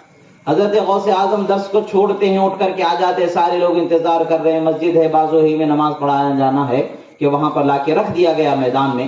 آپ کھڑے ہو جاتے ہیں اور اس کے بعد بولتے اس کا ولی کون ہے، یعنی اس کا باپ، قریبی رشتہ دار کون ہے. پچھلی صفوں میں سے ایک شخص آتا ہے، بچے کا باپ. اب وہ پتہ نہیں کبھی کبھی کیا ہوتا ہے کہ انسان کو اچھا ہوتا ہے مگر آزو بازو والے کانا کونی کسر کرنے والے اس کی حالت کو خراب کر دیتے. کبھی کبھی وہ دوسروں کی باتیں سن کر کے دوسروں کی نہیں اپنی ہی ہلاکت کا سامان تیار کر لیتا ہے. تو یہ ساری نصیحتیں اس واقعے میں. غوث اعظم رضی اللہ تعالیٰ عنہ کی بارگاہ میں جب اس کے باپ آیا تو حضرت نے فرمایا کیا میں تمہارے بیٹے کا نماز جنازہ پڑھا دوں، تمہارے بیٹی کی نماز جنازہ پڑھا دوں؟ تو وہ کہتا ہے ہاں حضور پڑھا دیجئے. پھر غوث اعظم ایک مرتبہ اور پوچھتے کیا تمہارے بیٹے کی نماز جنازہ پڑھا دوں؟ وہ ادھر ادھر دیکھتا ہے، اس لیے کہ 2 مرتبہ پوچھا گیا. معمول تو یہ ہوتا ہے کہ ولی سے اجازت لی جاتی ہے، ولی اقرب. یہاں پر ولی کا مطلب یہ نہیں کہ اللہ کا ولی، ولی کا مطلب یہ ہے یہاں پر نکاح کے لیے اور جنازے کے لیے قریبی رشتہ دار کو، ذمہ دار کو ولی کہا جاتا ہے. اللہ کے ولیوں کی طرف جب نسبت ہوتی ہے تو اللہ کے محبوب کو، اللہ کے پیارے بندوں کو ولی کہا جاتا ہے. الا ان اولیاء اللہ میں یہی وہ چیز مراد ہے. جب شریعت کے معاملات میں نماز اور نکاح کی اجازت کے لیے جب پوچھا جاتا ہے تو جنازے کی نماز ہو یا نکاح کی اجازت ہو تو وہاں جب ولی کا لفظ استعمال کیا جاتا ہے تو قریبی رشتہ دار جو اس کا ذمہ دار ہو اس سے پوچھا جاتا ہے. اس کے باپ سے پوچھا گیا, ذمہ دار سے پوچھا کہ بتاؤ کیا میں تمہارے بیٹے کی نماز پڑھا دوں؟ 2 مرتبہ ہو گیا. تیسری مرتبہ پوچھا گیا. اس مرتبہ آپ کے لب و لہجے کے اندر جلال جھلک رہا تھا. غوث اعظم نے فرمایا کیا تمہارے بیٹے کی نماز جنازہ پڑھا دوں؟ آزو بازو دیکھتا ہے, اس کے سارے دوستوں کو دیکھتا ہے کہ وہ 2 سے 3 مرتبہ سوال ہو رہا ہے. حالانکہ طریقہ 1 مرتبہ پوچھنے کا ہو گیا, بس ختم ہے, نماز پڑھا دینا ہے. مگر 2 مرتبہ پوچھا جا رہا ہے, 3 مرتبہ پوچھا جا رہا. ماجرا کیا ہے, کیا کہوں؟ سارے لوگوں نے سر ہلا کر کے اشارہ کیا کہ ہاں کہہ دو پڑھا دیں, اب آزمایا جائے گا. ولی ہوں گے تو نہیں پڑھائیں گے. پڑھانے کو تیار ہو گئے, پڑھانے آ گئے, تو اس کا یہ مطلب ہے کہ صرف شہرت ہے, پڑھا نہیں رہے ہیں, یہ ولی نہیں ہے بلکہ ایسے ہی شہرہ ہو گیا ہے. وہ جان کر کے انہوں نے تسلی کرنا چاہا تھا. مگر غوث اعظم رضی اللہ تعالیٰ عنہ جنازے کے قریب پہنچ گئے اور سب لوگ صف باندھے کھڑے ہیں. ادھر اللہ اکبر کہا گیا. طے یہ ہوا تھا کہ جیسے ہی ادھر اللہ اکبر کہا جائے گا, جنازے میں سے جو ڈولا ہے ڈولے میں سے مردہ اٹھ کے بیٹھ جانا ہے. اب لوگوں میں یہ بتا کر کے رسوا کرنا معاذ اللہ کہ بھئی یہ کیسے ولی ہیں, کیسے شیخ عبد القادر جیلانی ہیں, کیسے محی الدین غوث اعظم ہیں کہ ایک زندے اور مردے کا انہیں فرق نہیں معلوم ہو رہا ہے. مگر ان کو نہیں معلوم تھا, فرق ہو نہ ہو حال کو بدل دینا ان کی شان خدا نے بنا دیا. وہ جس حال میں بھی ہو اس حال کو بدل دینا ان کی شان ہے. اللہ کے عظیم ولی فرماتے ہیں وَوَلَّانِي عَلَى الْأَقْطَابِ جَمَعًا وَحُكْمِي نَافِذٌ فِي كُلِّ حَالٍ. فرماتے ہیں اللہ نے مجھے ولیوں پر ایسی سرداری دی ہے کہ میرا حکم ہر حال میں جاری ہی ہوتا ہے. میرا حکم جاری ہو جائے تو پھر بدلنے والا نہیں ہے, وہ بدل نہیں سکتا, وہ کر ہی رہے گا جو زبان سے نکل جائے. جاری ہونے سے پہلے ہی سمجھ گئے تو بچ گئے, جاری ہونے کے بعد پھر معاملہ ختم ہو جاتا ہے. غوث اعظم نے اللہ اکبر کہا. پیچھے سے سب کے پیچھے سے جو شریر لوگ تھے 2-4 ہوتے جو کیڑے ہوتے. یہ کیڑے ایسے ہوتے نہ خود اللہ کے ولیوں کے قریب رہنا چاہتے نہ دوسروں کو رہنے دیتے. جیسے خود دور ہو گئے ویسے دور لے جانا چاہتے. جیسے شیطان کا کام ہے, ان کا جو بڑا ہیڈ آف دا ڈپارٹمنٹ جن کا ہے شیطان, ابلیس کا کام کیا ہے, میں اکیلا جہنم میں نہیں جاؤں گا, میں سارے تیرے نیک بندوں کو بھٹکاؤں گا. اللہ سے فرمایا, اللہ سے کہا اس نے کہ اللہ مجھے اجازت دے, قیامت تک موت نہ دے, میں تیرے بندوں کو بھٹکاتا رہوں گا, اکیلا نہیں جاؤں گا. تو ویسے یہ لوگ کیا ہوتے ہیں, میں اکیلا ولیوں سے دور نہیں ہوں گا, میں تو تم لوگوں کو بھی دور کروں گا. بھٹکانے کی کوشش ہے, وسوسے ڈالتے رہتے. اللہ کے ولی ہے, جب یہ مان لیا ہے تو خدا کیسے ہو سکتا ہے؟ جب اللہ کے ولی سے کرامت ہونا حق ہے, انکار کرنے والا گمراہ ہوتا ہے, تو پھر اس کے انکار کی کیا وجہ ہے؟ باتیں بنا کر کے انکار کرنا اور ہے, گزر جانا نگاہوں کے سامنے اور ہے. حضرت غوث اعظم رضی اللہ تعالیٰ عنہ نے اللہ اکبر کہا. قاعدے کے مطابق, طے شدہ معاملے کے مطابق مردے کو اٹھ کر کے بیٹھ جانا تھا. ایک تکبیر ہو گئی, نہ اٹھا, لوگ پیچھے سے دیکھ رہے ہیں کہ شاید اب اٹھ جائے گا, شاید بھول گیا ہوگا یا آنکھ لگ گئی ہوگی. 2 تکبیر ہو گئے, نہیں اٹھا. 3 تکبیر ہو گئے, نہیں اٹھا. اب تو آخری تکبیر بچی ہے, نماز ختم ہو رہی ہے, کیا کر رہا ہے؟ ارے اس کا تو معاملہ ہم نے جب اس کو اچھے سے سمجھایا تھا, جیسے ہی شیخ عبد القادر جیلانی اللہ اکبر کہیں اٹھ جاؤ تو اٹھ جانا چاہیے, مگر یہ کیوں نہیں اٹھ رہا ہے؟ آخر نماز چھوڑ, بے چینی پیچھے سے شروع ہو گئی, خسر. آخر کار 4تھی تکبیر بھی ہو گئی, نماز ختم ہو گئی. دوڑتے باپ کسی کو فکر نہیں, فکر ہوتی تو کس کو ہوتی؟ جنے ہوئے باپ کو ہی تو فکر رہیں گے. دوڑتا ہوا گیا, دیکھا کہ میرے بچے کا کیا ہوا. اب ہوش آیا اس کو کہ میں کہاں جا کر کے اپنے آپ کو ہلاکت کی طرف لے کر کے چلا گیا ہوں, کس سے میں الجھ بیٹھا ہوں؟ اللہ کے ولی سے. اللہ کا تو فرمان ہے من عاد لی ولیا فقد آذنتہ بالحرب, جو میرے ولی سے الجھے گا میں اس کے خلاف جنگ کا اعلان کرتا ہوں. تو کس سے میں نے جنگ مول لی ہے؟ خوف اور خطر اس کے دل میں پیدا ہوا. دوڑتا ہوا جا کر کے ہلاتا جلاتا ڈلاتا ہے, کوئی حرکت نظر نہیں آتی. کپڑا ہٹا کر کے دیکھتا ہے, ساسوں کو دیکھتا ہے, تو جو زندہ لٹایا گیا تھا وہ مردہ بنا دیا گیا. آئے تھے آزمانے غوث اعظم کے ولایت کو, مگر غوث اعظم کی ولایت کو آزمایا جائے تو رب تعالیٰ ایسوں کو چھوڑ دے گا؟ یہ نہیں ہو سکتا. اس وقت پر بھی مزہ چکھایا گیا, آج بھی مزہ چکھایا جا رہا ہے, اور قیامت تک مزہ چکھایا جاتا رہے گا. آزمانے والے آزما سکتے, ہمیں تو خدا کی پناہ ہے, ہمیں نہ آزمانے کی حاجت ہے نہ اس بلا میں گرنے کی ضرورت ہے. ہمیں تو غوث اعظم کی کرامت ہی کافی ہے, ان کی ذات ہی ہمارے لیے نعمت ہے. ہم یا غوث کہہ کے زندگی گزارنا ہم جانتے ہیں, سیکھ چکے, ایسوں کے بہکاوے میں آنے والے نہیں. اب سارے لوگوں کو پتا چل گیا کہ وہ جس کی نماز پڑھائی گئی وہ زندہ تھا, مردہ ہو چکا ہے، دوڑ کر کے سب لوگ آ گئے، اس کے باپ نے سب کو کہا تم نے میرا بربادی کا موقع بنا دیا، سامان بنا دیا، افسوس ہو تم لوگوں پر، میرے جیتے جاگتے بیٹے کو تم نے مردہ بنا دیا۔ انہوں نے کہا کہ بھئی جاؤ غوث اعظم کے پیر پکڑ لو، ہو سکتا ہے کہ رحم کھا جائیں، رحم کر دیں، تمہارے لیے آسانی کا راستہ نکل جائے۔ اب یہاں پر دیکھیں کہ کیا کس طریقے سے الجھایا جاتا ہے، پہلے گستاخی کرنا سکھایا جاتا ہے، اس کے بعد مانگ کر کے مزید بے ادبی کرنا، اس کو ہلا کر کے طرف لے جانا چاہتے۔ بہرحال سارے لوگوں نے مل کر کے جب غوث اعظم کی بارگاہ میں تشریف لائے، غوث اعظم نے فرمایا کہ یہ عبد القادر کا پڑھایا ہوا جنازہ ہے، یہ عبد القادر کا پڑھایا ہوا جنازہ ہے، قیامت کا سور اسرافیل ہی اٹھا سکتا ہے، کوئی اور اسے اٹھا نہیں سکتا، کوئی اٹھا ہی نہیں سکتا ہے قیامت تک کے۔ مگر کچھ وہ بھی گزرے ہیں جو پہلے گزر چکے ہیں، کچھ وہ بھی گزرے ہیں جو پہلے گزر چکے ہیں۔ عبد القادر نے قبروں سے اٹھا کر کے لوگوں کو دکھایا، جسے مار دے اسے اٹھا نہیں سکتے، جو مر چکے اسے اٹھا کے دکھا سکتے ہیں۔ غوث اعظم کی ذات یہ نعرے تکبیر، نعرے رسالت، غوث کا دامن، ناظر اہل سنت۔ غوث اعظم رضی اللہ تعالیٰ عنہ ایک مرتبہ گزر رہے تھے۔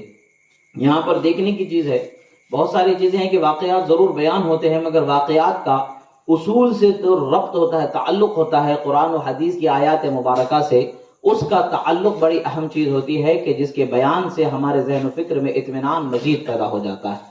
غوث اعظم رضی اللہ تعالیٰ عنہ کی ہر کرامت اس امت کے پیغمبر یعنی محمد عربی صلی اللہ علیہ وسلم کا در حقیقت معجزہ ہوتی ہے۔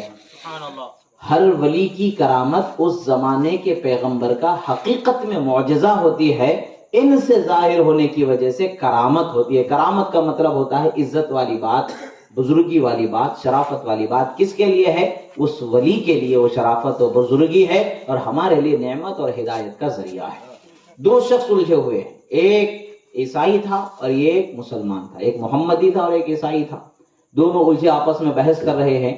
عیسائی کہتا ہے کہ ہمارے پیغمبر عیسیٰ علیہ السلام سب سے افضل و اعلیٰ ہیں، بے شک ہم حضرت عیسیٰ علیہ السلام کو اللہ کا پیغمبر مانتے ہیں، اللہ کا بندہ اور پیغمبر مانتے ہیں، اور قیامت تک مانتے رہے گے۔ ہر مومن کے لیے ضروری ہے کہ اللہ کے سارے پیغمبروں کو خدا کا پیغمبر مانے، سارے نبیوں کو خدا کا نبی مانے، سارے رسولوں کو خدا کا رسول مانے، تبھی وہ مومن ہوگا۔ ہم عیسیٰ علیہ السلام کو بھی خدا کا پیغمبر مانتے ہیں، مگر اس کا یہ مطلب نہیں کہ ہمارے آقا و مولا صلی اللہ علیہ وسلم کا مرتبہ ان سے کم ہے، بلکہ ہمارے آقا و مولا صلی اللہ علیہ وسلم کا مرتبہ تمام انبیاء میں افضل و اعلیٰ ہے۔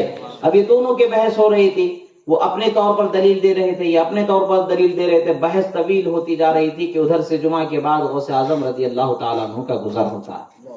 غوث اعظم رضی اللہ تعالیٰ عنہ ان سے ان کی گفتگو سنتے پوچھتے ہیں کیا بات ہے، کس چیز پر بحث کر رہے ہو؟ تو کہا کہ وہ یہ کہتا ہے کہ حضرت عیسیٰ علیہ السلام افضل ہے، میں کہتا ہوں کہ محمد الرسول اللہ صلی اللہ علیہ وسلم افضل ہیں۔ تو بات ہو رہی تھی تو اس نے کہا کہ ہاں آپ آ جائیے، آپ ہمیں سمجھا دیجیے، آپ فیصلہ فرما دیجیے۔ حضرت پیران پیر نے کہا کہ اے عیسائی، کس بات سے تو اپنے پیغمبر کے افضل ہونے کی دلیل لاتا ہے؟ کس بات سے تو اپنے پیغمبر کے افضل ہونے کی دلیل لاتا ہے؟ وہ بات تو بتا۔ وہ کہتا ہے کہ ہمارے پیغمبر حضرت عیسیٰ علیہ نبینا علیہ الصلوۃ والسلام مردوں کو زندہ کر دیا کرتے تھے۔ عیسیٰ علیہ السلام کا معجزہ تھا کہ مردوں کو آپ زندہ فرما دیا کرتے تھے۔ معجزہ، جو کچھ معجزات پیغمبروں سے صادر ہو سکتے ہیں، اس طرح کے تمام معجزات ولیوں سے صادر ہو سکتے ہیں۔ یہ اہل سنت کا اتفاق، اور یہ جمہور علماء ربانیین کا اور دیگر تمام لوگوں کا یہ اتفاق شدہ طے شدہ باتیں ہیں کہ اللہ کے ولیوں سے کرامت جو معجزات کی صورت میں ظاہر ہوئے، اس سے وسط کی مماثلت میں ظاہر ہو سکتے ہیں۔ چند مخصوص معجزے جو ان پیغمبروں کے لیے خاص ہوتے، جیسے معراج، سبحان اللہ، جیسے معراج، یہ ہمارے آقا و مولا صلی اللہ تعالی علیہ وسلم کے لیے خاص ہے۔ حقیقی جسمانی جو معراج ہمارے آقا صلی اللہ علیہ وسلم کو ہوئی، یہ آپ کا خاص معجزہ ہے، اب کسی کے لیے نہیں ہو سکتا۔ اس کے سوا اس طرح کے جو مخصوص معجزات ہیں، ان مخصوص معجزات سے جدا جو معاملات، جو معجزات رونما ہوئے پیغمبروں سے، اس طرح کے واقعات اولیاء کے دست مبارک سے اللہ تبارک و تعالیٰ جاری فرما سکتا ہے، جاری ہو سکتے ہیں، ان کے حق میں کرامت ہو سکتی ہے۔ تو حضرت عیسیٰ علیہ السلام کا مردوں کو زندہ کرنا یہ مخصوص ان کے لیے ہی ہے، ایسا معجزہ نہیں رہا، بلکہ وہ معجزے میں ولیوں کو بھی اللہ تبارک و تعالیٰ نے شامل فرمایا بطور کرامت۔ اب چونکہ حضرت رسول اللہ صلی اللہ تعالیٰ علیہ وسلم کے امتی حضرت غوث اعظم ہیں، غوث اعظم نے فرمایا ٹھیک ہے یہی بات ہے کہ اور کوئی بات ہے؟ کہتے ہیں کہ نہیں یہی بات ہے۔ تو غوث اعظم رضی اللہ تعالیٰ کے سرکار مدینہ صلی اللہ تعالیٰ علیہ وسلم سے بھی کثیر روایات میں ملتا ہے کہ آپ کے دست مبارک سے کثیر مردوں کو زندہ کیا گیا۔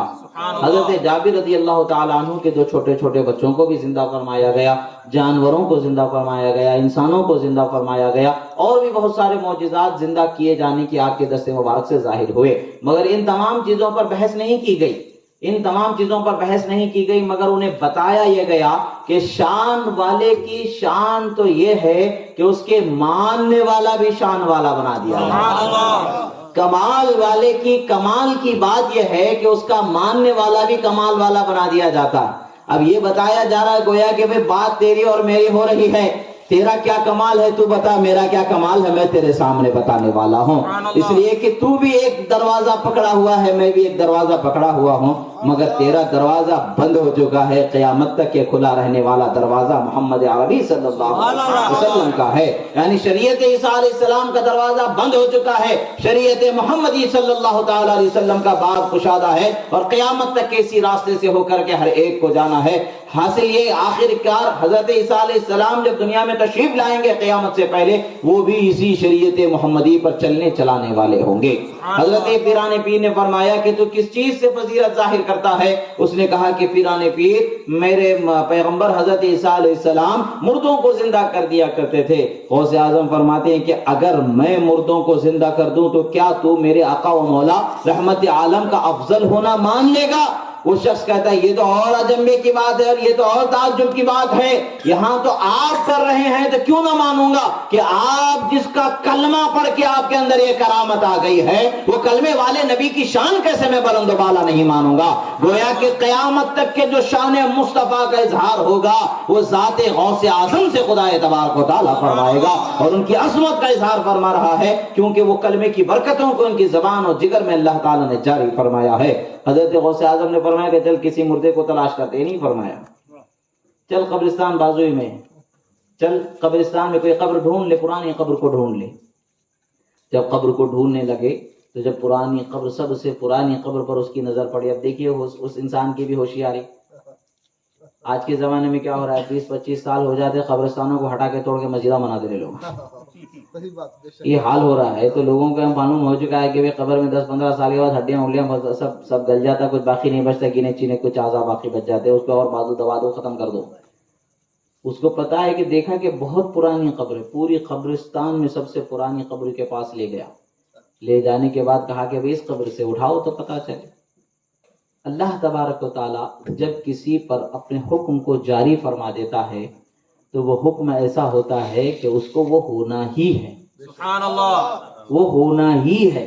جب امر سے تعلق کسی چیز کا کر دیا جاتا ہے تو وہ امر کے اندر فور ہوتا ہے، فوراً ہونا ہوتا ہے، اور خلق سے، تخلیق سے کسی چیز کا تعلق کر دیا جاتا ہے تو اس میں تدریج ہوتی ہے۔ جیسے بچہ پیدا ہوتے ہی چلنے نہیں لگتا ہے، دھیرے دھیرے دھیرے چلتا ہے، کہ تخلیق ہے۔ مگر جب امر ہوتا ہے، اللہ کا حکم ہوتا ہے، تو قال انی عبد اللہ آتانی الکتاب وجعلنی نبیا۔ حضرت عیسیٰ علیہ السلام ماں کی گود میں فرماتے ہیں کہ میں اللہ کا بندہ ہوں اور اللہ نے مجھے نبی بنایا ہے اور مجھے کتاب عطا فرمایا۔ امر کا جب تعلق ہو جاتا ہے تو تدریج سے اس کا تعلق ختم ہو جاتا ہے، وہ مستثنا کر دیا جاتا ہے۔ دھیرے دھیرے دھیرے دھیرے ہونے کا جو تخلیق کا جو ضابطہ ہے، اس ضابطے سے اسے مستثنا کر دیا جاتا ہے، فی الفور اس کا وجود رونما ہونا ہوتا ہے۔ حضرت غوث اعظم رضی اللہ تعالیٰ عنہ نے فرمایا کہ بتاؤ کس قبر سے زندہ کرنا ہے غوث اعظم کو۔ جب اس قبر کی طرف لے جایا گیا تو غوث اعظم رضی اللہ تعالیٰ عنہ نے پھر سوال فرمایا کہ اے عیسائی بتا کس بات کو کہہ کر کے مردوں کو زندہ کرتے تھے، وہ جملہ کون سا تھا جسے کہہ کے مردے کو زندہ کرتے تھے؟ اس نے کہا کہ قم باذن اللہ کہہ کر کے زندہ کر دیا کرتے تھے، اللہ کے حکم سے اٹھ جا تو زندہ ہو جایا کرتا تھا۔ اب یہاں پر ایک راز کی بات ہے، غوث اعظم خدا کے حکم سے جدا حکم دینے والے نہیں ہیں، غوث اعظم خدا کے حکم سے جدا حکم دینے والے نہیں ہیں۔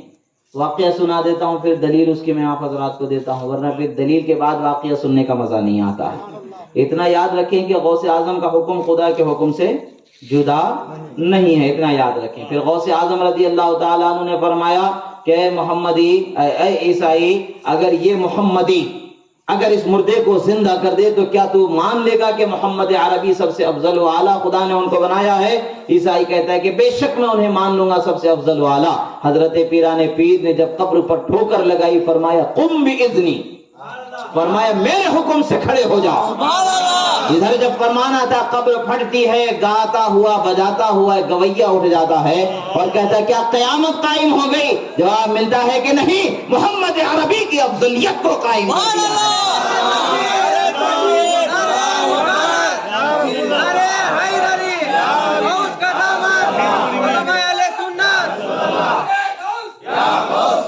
جب عیسائی نے ماجرا دیکھا کہ اے عبد القادر جیلانی، بے شک تمہارے نبی کمال والے ہیں، تبھی تو تمہیں یہ کمال عطا ہوا ہے، وہ کلمہ پڑھا دو جو کلمہ پڑھ کے آپ کو یہ کمال حاصل ہے، لا الہ الا اللہ محمد الرسول اللہ کہہ کر کے داخل اسلام ہو جاتا ہے۔ اب یہاں سوال یہ پیدا ہوتا ہے، اعتراض کرنے والوں کا دروازہ بہت کھلا رہتا ہے، کچھ سمجھ میں آتا نہیں ہے، کچھ نہیں سمجھ میں آتا ہے، بس پوچھنا ان کا کام ہوتا ہے، ذہنوں کو بھٹکانا ان کا کام ہوتا ہے۔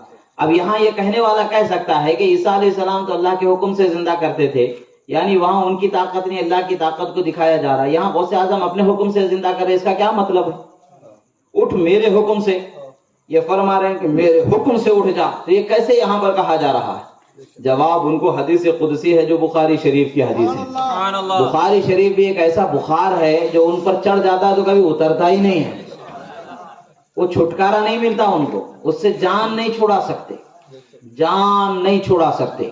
اللہ تبارک و تعالیٰ فرماتا ہے اسی حدیث قدسی میں من عاد لی ولیا فقد آذنتہ بالحرب، آگے اس کے بیان فرماتا فإذا أحببته كنت سمعه الذي يسمع به وبصره الذي يبصر به ويده التي يبطش بها۔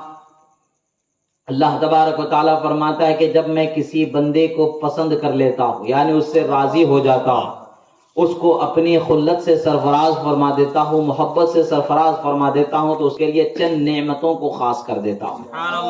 چند نعمتوں کو خاص کر دینے کا کیا ہے؟ آنکھ اس کی ہوگی دیکھنا میرا ہوگا، کان اس کے ہوں گے سننا میرا ہوگا، ہاتھ اس کے ہوں گے دینا میرا ہوگا، زبان اس کی ہوگی بولنا میرا ہوگا۔ گویا کہ اس حدیث کی ترجمانی کرتے ہوئے غوث اعظم نے فرمایا کہ میرے آقا کا فرمان بھی سچا ہے اور ان کا مقام بھی اونچا، رب تعالیٰ نے فرمایا ہے کہ خدا کا فرمان ہے کہ میرے ولی کی بولی میری طاقت و قدرت سے ہو جاتی ہے، یعنی امر خداوندی زبان محی الدین سے جاری فرمایا گیا ہے، اور فضل مرتفضل محمدی کو ان کے کرامت سے ظاہر فرمایا گیا۔ اس کے سامنے جو اس کا منکر تھا بتایا گیا کہ اے عیسوی، بے شک حضرت عیسیٰ علیہ السلام کا مقام بلند و بالا ہے، انبیاء کے مقام کو کوئی پہنچ نہیں سکتا ہے، مگر میرے آقا کا جو مقام ہے وہ مقام ایسا بلند و بالا فرمایا ہے کہ اس مقام تک کسی کی رسائی نہیں ہے۔ اس مقام کے بیان کے لیے مجھ جیسے کی کرامت ہی کیا ہے، اور بھی نعمت خدا نے رکھی ہے۔ ایک چھوٹی سی چیز وہاں پر دکھا کر کے بتا دیا گیا کہ میرے آقا کے چاہنے والوں پر، فرض عبادتوں کے پورا کرنے والوں پر جب اللہ تبارک و تعالیٰ کا یہ احسان ہوتا ہے کہ زبان ہماری ہوتی ہے، فرمان اس کا ہوتا ہے۔ بتایا گیا کہ انوار و تجلیات کا نزول کیسے ہوتا ہے اور احکام کا اجرا کیسے ہوتا ہے۔ اللہ تبارک و تعالیٰ اپنے ولیوں پر مہربانی فرماتا ہے۔ اس حدیث مبارکہ کی روشنی میں غوث اعظم کا فرمان در حقیقت فرمان خداوندی تھا، آپ کی کرامت در حقیقت قدرت خداوندی تھی، در حقیقت معجزہ مصطفیٰ تھا، اور یہ بتایا جا گیا کہ اللہ تبارک و تعالیٰ نے جسے فضل و بلندی عطا فرمائی ہے وہ ذات محمد عربی صلی اللہ تعالیٰ علیہ وسلم کی ذات ہے، جس کے لیے کہا گیا لا یمکن ثناؤہ کما کان حقہ، بعد از خدا بزرگ کوئی القصہ مختصر، جن کے مقام و مرتبے، جن کی بلندی کو کوئی بیان ہی نہیں کر سکتا، آخر کار اتنا ہی کہنا ہوگا کہ خدا کے بعد کوئی مرتبہ ہے تو آپ ہی کا مرتبہ ہے یا رسول اللہ صلی اللہ تعالیٰ علیہ وسلم۔ غوث اعظم رضی اللہ تعالیٰ عنہ کی شان و عظمت کا حقیقت میں ہم اتنا چرچا دیکھتے ہیں، اتنی عظمتوں کو ہم سنتے ہیں، بات کیا ہے؟ بات یہ ہے کہ ان کو جس اللہ تبارک و تعالیٰ نے مظہر کمال مصطفیٰ بنایا، مصطفیٰ پیارے صلی اللہ تعالیٰ علیہ وسلم کے کمال کو ظاہر کرنے والا بنایا، دکھانے والا بنایا ہے۔ جیسے ایک آئینے پر سورج کی روشنی پڑتی ہے تو اس آئینے کی چمک کو، سورج کی روشنی کو آئینہ اپنے اندر لے کر جب دوسری طرف چھوڑتا ہے تو نگاہوں کو خیرہ کرنے والی چمک اس میں آ جاتی ہے۔ اسی طریقے سے انوار و تجلیات اور رب ذوالجلال کے کمال کا مظہر ذات مصطفیٰ صلی اللہ تعالیٰ علیہ وسلم کو بنایا گیا، اور ذات مصطفیٰ صلی اللہ تعالیٰ علیہ وسلم کا مظہر حضرت پیر پیرا میر میرا محی الدین شیخ عبد القادر جیلانی کو بنایا گیا ہے۔ عزیزان محترم، غوث اعظم کی محبت ہمیں مل جانا یہ ہماری کامیابی کی دلیل ہے، روشن دلیل ہے کہ ان کی محبت اگر ہمارے دل میں ہے تو ہم کامیاب ہو جائیں گے۔ لوگوں کی باتیں بہت ہوتی ہیں کہ یہ نہیں کر سکتے، وہ نہیں کر سکتے، کرنے کو تو کچھ بھی نہیں کر سکتے، کرنے کو تو کچھ بھی نہیں کر سکتے، وہی کر سکتے ہیں جو خدا و رسول نے ہمیں اجازت دے رکھی ہے، اس کے سوا کچھ نہیں کر سکتے۔ خدا و رسول نے ہمیں جس چیز کی اجازت دی ہے ہم اس کو کرنے پر بالکل آزاد ہیں، اللہ تعالیٰ کی بارگاہ میں معذور ہوں گے۔ اللہ کے رسول صلی اللہ تعالیٰ علیہ وسلم کا فرمان ہے، حدیث مبارکہ ہے، حضرت سلمان فارسی فرماتے ہیں الحلال ما احل اللہ فی کتابہ والحرام ما حرم اللہ فی کتابہ وما سکت عنہ فہو مما عفا عنکم۔ حلال وہ ہے جسے خدا نے حلال کر دیا، حرام وہ ہے جسے خدا نے حرام کر دیا۔ یعنی ہم اور آپ نہ حلال کر سکتے نہ حرام کر سکتے۔ کبوں کو انہوں نے حلال کر لیا تو حرام ہی رہیں گے، کبھی حلال نہیں ہو سکتے۔ اب بسم اللہ پڑھ کے فاتحہ پڑھے جانے والے کھانے کو حرام کریں گے تو کبھی حرام نہیں ہو سکتا ہے۔ یہ حلال ہے، حلال ہی رہے گا، وہ حرام ہے، حرام ہی رہے گا۔ بھلے اس کو حلال بولے وہ حرام ہی رہے گا، اس کو حرام بولیں گے حلال ہی رہے گا، حرام نہیں ہونے والا ہے۔ ان کے حلال کہنے سے کوا حلال نہیں ہوگا، 11ویں کا کھانا حرام کہنے سے حرام نہیں ہوگا۔ اللہ کا فرمان ہے فَكُلُوا مِمَّا ذُكِرَ اسْمُ اللَّهِ عَلَيْهِ إِن كُنتُم بِآيَاتِهِ مُؤْمِنِينَ۔ اگر تم اللہ کی آیتوں پر ایمان رکھنے والے ہو تو ہر وہ چیز کھاؤ جس پر اللہ کا نام پڑھا گیا ہے۔ 11ویں کا کھانے پر اللہ کا نام پڑھ کر کے فاتحہ دی جاتی ہے، سورہ فاتحہ پڑھی جاتی ہے اور ایصال ثواب کیا جاتا ہے، اللہ کے ولیوں کو اس کھلانے پلانے کا ثواب پہنچایا جاتا ہے۔ یہ مرغی کے ڈلے ان کو پہنچا دینے کے لیے نہیں کہا جاتا، ایک بے سنا ان تک پہنچانے کے لیے نہیں کہا جاتا، ثواب اس کا پہنچایا جاتا ہے۔ اور ثواب، کھانا کھلانا ثواب ہے، ایمان کی اعلیٰ ترین علامتوں میں سے۔ رسول اکرم صلی اللہ تعالی علیہ وسلم کے بارگاہ میں ہے، حدیث مبارکہ ہے، بخاری وغیرہ میں حدیث ملتی ہے کہ الایمان بضعۃ و ستین شعبۃ فرمایا گیا، یعنی ایمان کے جو درجے ہیں وہ 60 سے زائد درجے ہیں، بعض روایتوں میں 100 درجے تک کا اس کا شمار کیا گیا ہے، یعنی 60 سے اوپر ایمان کے درجے ہیں۔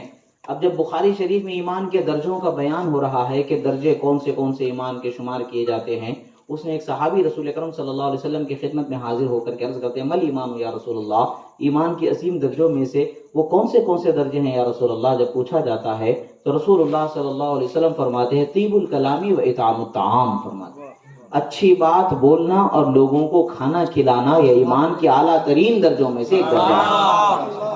جو لوگوں کو کھانا کھلانا ایمان کی علامت ہے، اس ایمان کو کفر اور شرک کی علامت بنا دیتے ہیں تو تعجب کی بات ہو رہی ہے کہ کیسے کفر اور شرک بن رہا ہے، کیسے یہاں پر شرک ہو رہا ہے؟ تو 11ویں کرنا شرک ہے تو کیا 11ویں ہے خدا؟ 11ویں خدا ہے کہ خدا 11ویں غوث اعظم کی 11ویں کرے تو شرک ہو رہا ہے، اللہ کی 11ویں کرنا چاہیے؟ اللہ کو کوئی ثواب پہنچا سکتا ہے؟ اللہ کو ثواب پہنچانے کی چیز ہے، وہ ثواب دینے والا ہے، اس کو ثواب نہیں پہنچایا جاتا ہے۔ یا ثواب پہنچایا جا رہا ہے مطلب یہ کہ بھئی یہ خدا نہیں، اس کا بیان دیا جا رہا ہے، یہ خدا نہیں ہے اس لیے ثواب پہنچا رہے ہیں، خدا ہوتے تو ثواب نہیں پہنچاتے۔ نماز پڑھنے کے بعد آپ کیا کہتے ہیں؟ اللہ میری نماز کا ثواب تیرے بولے قبول کر بولتے، یہ نہیں بولا جاتا ہے نا، اے اللہ یہ میری نماز ہے قبول کر مجھے ثواب دے، یہ مانگا جاتا ہے۔ ثواب ہم کو ملنا ہے، مخلوق کو ثواب ملنا ہے، خالق کو ثواب نہیں ہے۔ اب 11ویں کرنا شرک ہے تو کیا مخلوق کو خالق بنا رہے یا خالق کو مخلوق بنا رہے؟ اب بولتے ہوئے میلاد منانا شرک، ویسے 11ویں منانا شرک۔ اب پتہ نہیں میلاد پیدا ہونا شرک ہے تو کیا خدا پیدا ہوا معاذ اللہ؟ اب یہ 11ویں بولتے کیا خدا ثواب کا محتاج ہو گیا؟ اللہ تعالیٰ ثواب سے بے نیاز ہے، اس کو کوئی حاجت ہی نہیں ہے۔ حاجت ہے تو ہم کو ہے ثواب کی، حاجت ہے تو ہم کو ہے اس کی رحمت کی۔ حاجت ہے تو ہم کو ہے اس کی بخشش کی. اللہ تعالیٰ ان سب چیزوں سے بے نیاز ہے, وہ سب کو سزا جزا دینے والا ہے, کوئی اس کا مالک نہیں, وہ سب کا مالک ہے. جب 11ویں کر رہے ہیں تو شرک ہو جا رہا ہے, تو سمجھ میں نہیں آتے کہ ان کے نزدیک خدا کا تصور کیا ہے, خدا کس چیز کو یہ مانتے ہیں, یہ نہیں سمجھ میں آتا. کیا پیدا ہونے کو خدا مانتے ہیں, کیا 11 شب کو خدا مانتے ہیں, یا فاتحہ کو خدا مانتے ہیں, یہ سمجھ میں نہیں آتا ہے. اللہ تعالیٰ ان سب چیزوں سے پاک ہے.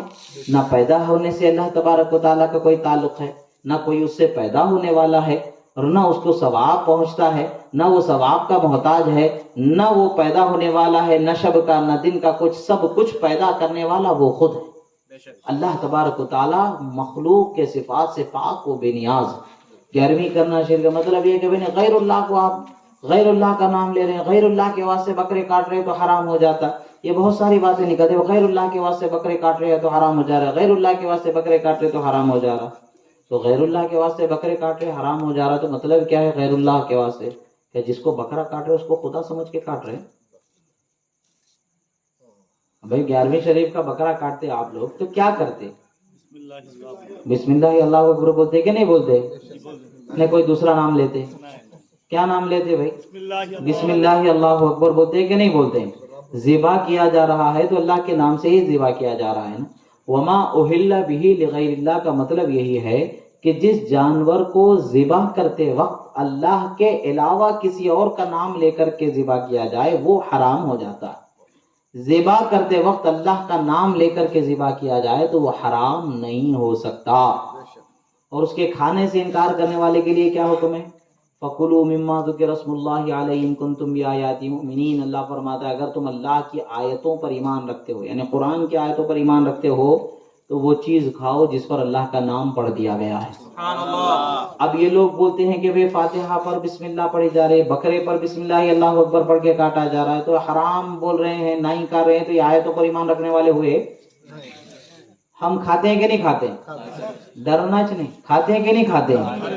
کھاتے ہیں. تو مطلب یہ کہ ہم اللہ کی آیتوں پر ایمان رکھنے والے ہیں, ایمان والے ہیں, ایمان والوں کا کام کر رہے ہیں. وہ پہلے ہی بے ایمان ہے, بے ایمانی کی باتیں کر رہے ہیں. بے ایمان لوگ, ایمان کا ان کا تعلق ہی نہیں, ایمان سے تعلق نہیں. کوا جن کے پاس حلال ہے, 11ویں کا بکرا ان کے پاس حرام ہے. کوا حلال ہے ان کے پاس. کوا کھاتے کیا؟ کب تو بھی کھائے تم لوگ؟ کوا کھا سکتے؟ چھوٹے چھوٹے بچے کو بھی معلوم, ہمارے بچے جو چھوٹے چھوٹے بچے ہوتے بھائی کوا کھا سکتے کیا ہوتے؟ چھی بیگ بول کے منہ پہ تھوک کے چلا جائیں. بولے کیسے باتیں کرا کہ کوا کھلاتا کہ کوا کو بھلا کوئی کھاتا کیا؟ بھائی کوا حرام ہے, ہمارے چھوٹے چھوٹے بچوں کو پتا ہے, تو ان کے بڑے بڑے مولویوں کو نہیں پتا, بڑے بڑے مولویوں کو نہیں پتا. بولتے کوا حلال ہے, باپ کی جاگیر ہے, جو مل جائے وہ حلال ہے. اپنے کھیت میں آ گیا سب کھا لو, جو بھی ہو جائے پتا نہیں. اب کل کو کالے جانور کو بھی کیا کرتے نہیں پتا. اللہ بتائے, اللہ ہم کو ایسے کھانے نہیں کھلاتا, اللہ ہم کو پاک کھانے کھلاتا ہے, پاک چیزیں ہمیں عطا فرماتا ہے. آیتوں پر ایمان رکھنے والا ہمیں بنایا ہے, ہم آیتوں پر ایمان رکھ کے زندگی جینے والے ہیں. غوث اعظم رضی اللہ تعالیٰ عنہ کے نام سے بکرا چھوڑ دیے, وہ حرام ہو گیا. وہ تو بھائی تم اپنے گھر میں شادی ودی کرتے کہ نہیں کرتے ہیں؟ ولیمہ وغیرہ ہوا ہوگا کہ نہیں ہوا ہوگا؟ بھائی یہ مولوی صاحب کو پوچھو, بھائی مولوی صاحب ولیمہ کرے نہیں کرے, شادی ہو گئی رہی تو نہیں, تو ان کے ابا کا ولیمہ ہوا ہوگا. ولیمے کے بغیر انہوں تو نہیں آ سکتے نا, ولیمے کے بغیر آ گئے مطلب عطا پتا کیا ہے خدا جانے. ولیمے کے ساتھ ہی آئے ہوں گے, تو ان کو پوچھنا پڑے گا بھائی ولیمہ ہوا کہ نہیں ہوا. بولے ہاؤ ولیمہ ہو. ولیمے میں بکرے کٹے نہیں کٹے؟ ہاؤ کٹے. کیا بول کو کٹتے بکرے؟ ولیمے کے بکرے بول کے لاتے نا, اللہ کے بکرے بول کے لے کے آتے. بھائی کیا بول کے لے کے آتے؟ ولیمے کا بکرا بولتے. ہم غوث کا بکرا بولے تو حرام, انہوں ابا کے ولیمے کا بکرا بولے تو حلال. جب غوث کا اعظم خدا نہیں ہے تو کیا ان کے باپ خدا ہے؟ معاذ اللہ, کیا ولیمہ خدا ہے؟ 11ویں مطلب کھانا کھلانے کی ایک تقریب کا نام 11ویں ہے. جیسا ولیمہ کھانا کھلانے کی ایک تقریب کا نام ہے, ویسے ہی 11ویں ایک کھانا کھلانے کی تقریب کا نام ہے. نہ یہ تقریب خدا ہے, نہ وہ تقریب خدا ہے. ولیمے کا بکرا کٹا تو حلال, 11ویں کا بکرا کٹا تو حرام. یہاں شرک وہاں شرک نہیں, ایسا کیسا؟ دل بولا تو سب کچھ حلال ہو جاتا, دل بولا تو سب کچھ حرام ہو جاتا, کیسے ہو سکتا ہے؟ ختنہ کے چاو ہوتا ہے کہ نہیں ہوتا؟ بھائی کیا بول کے لاتے؟ اللہ کے بکرے لا رہے بھائی, ہوتے کیا بولتے ہیں آپ لوگ بھی لاتے ہیں نا اپنے گھروں میں, ہوتا کہ نہیں ہوتا ہے؟ کیا نام سے بکرے لائے آپ؟ चौका बकरा बोल के लाए, कुर्बानी का बकरा बोल के लाए, वलीमे का बकरा बोल के लाए, नहीं अल्लाह का बकरा बोल के लाए।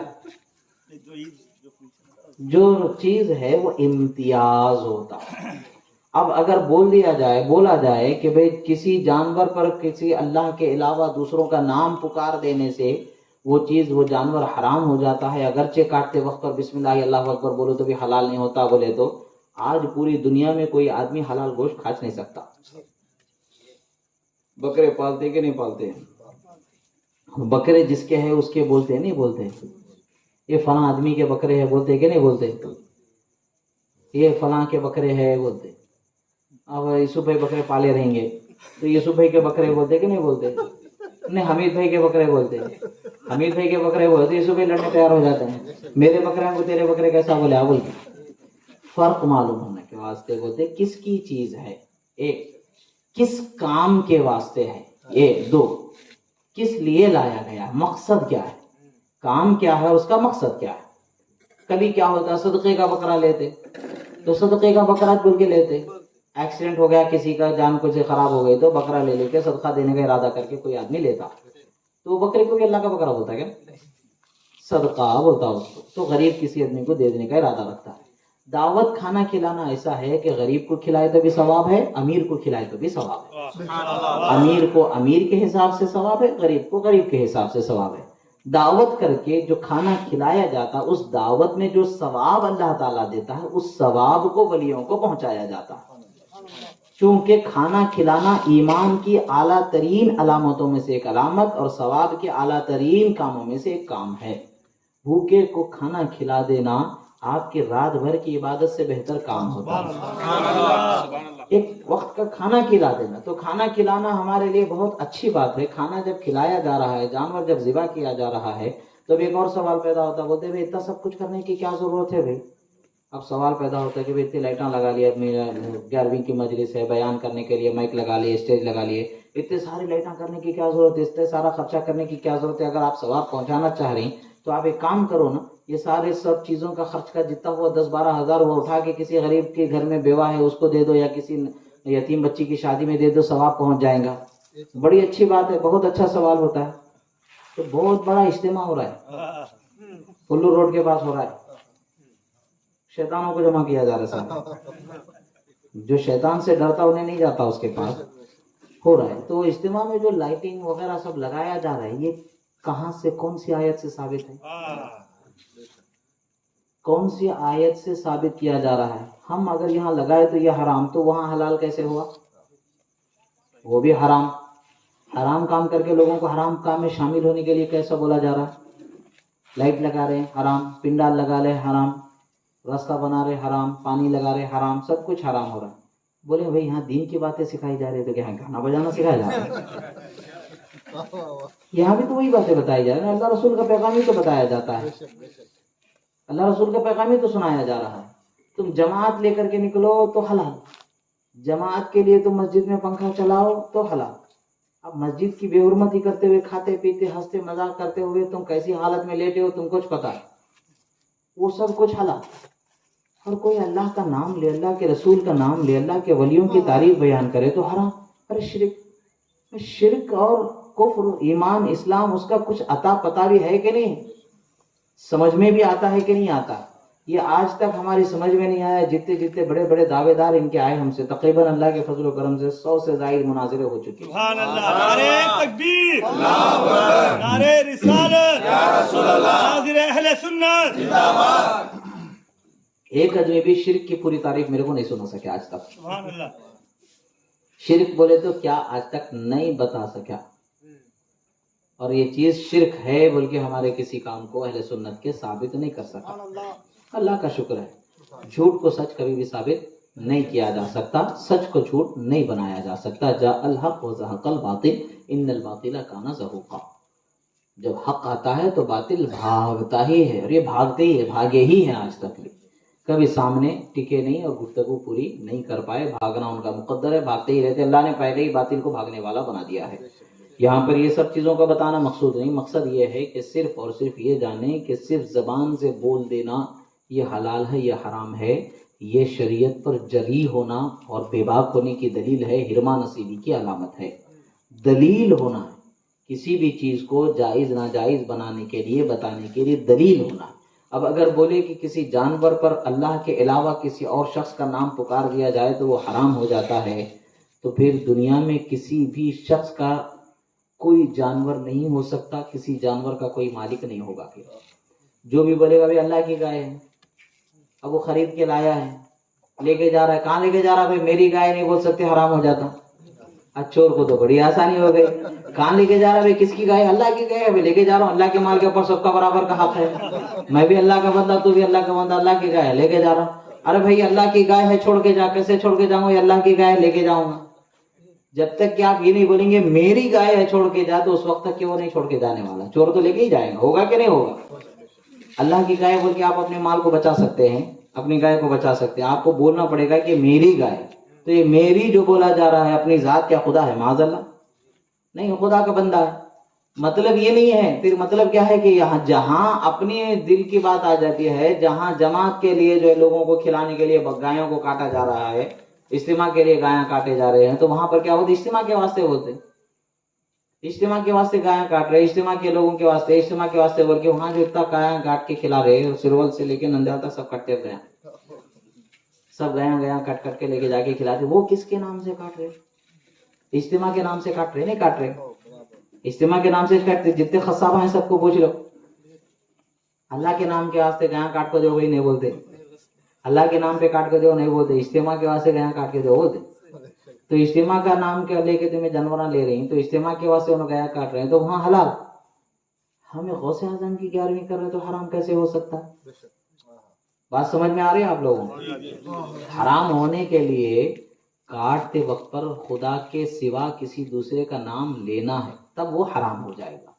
حلال ہونے کے لیے جس کسی کا بھی جانور ہوگا، جس کسی مقصد کے لیے بھی ہوگا، جس کسی کام کے لیے بھی ہوگا، ذبح کرتے وقت بسم اللہ اللہ اکبر کہہ کے کاٹنے سے وہ حلال ہو جاتا ہے، جو حلال جانور ہے۔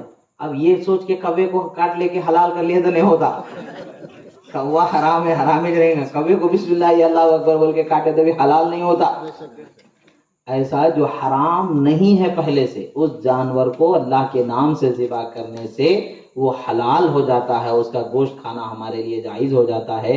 جو پہلے سے حرام ہے، کتنی بھی مرتبہ بسم اللہ اللہ اکبر بولو، حلال نہیں ہوتا، ہمارے ہاتھ سے کھانے نہیں سکتے اس کو۔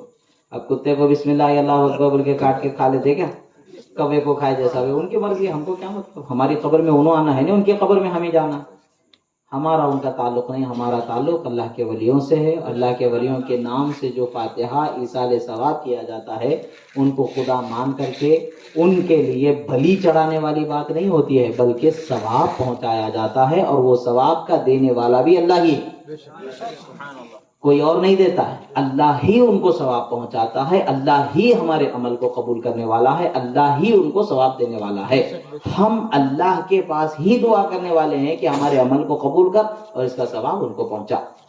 ہم کسی دوسرے کو نہیں بول سکتے بھئی تم لے جا کے ان کو ثواب پہنچا دو، تم لے جا کے ان کو ثواب پہنچا دو، نہیں، ثواب پہنچانے کی شان اللہ تعالیٰ کی ہے، اللہ تعالیٰ ہی ثواب پہنچانے والا ہے۔ اللہ تعالیٰ ہی حقیقت میں ہمارے ہر عمل کے قبول کرنے اور نہ قبول کرنے کے لیے طاقت رکھتا ہے، وہی شان والا ہے۔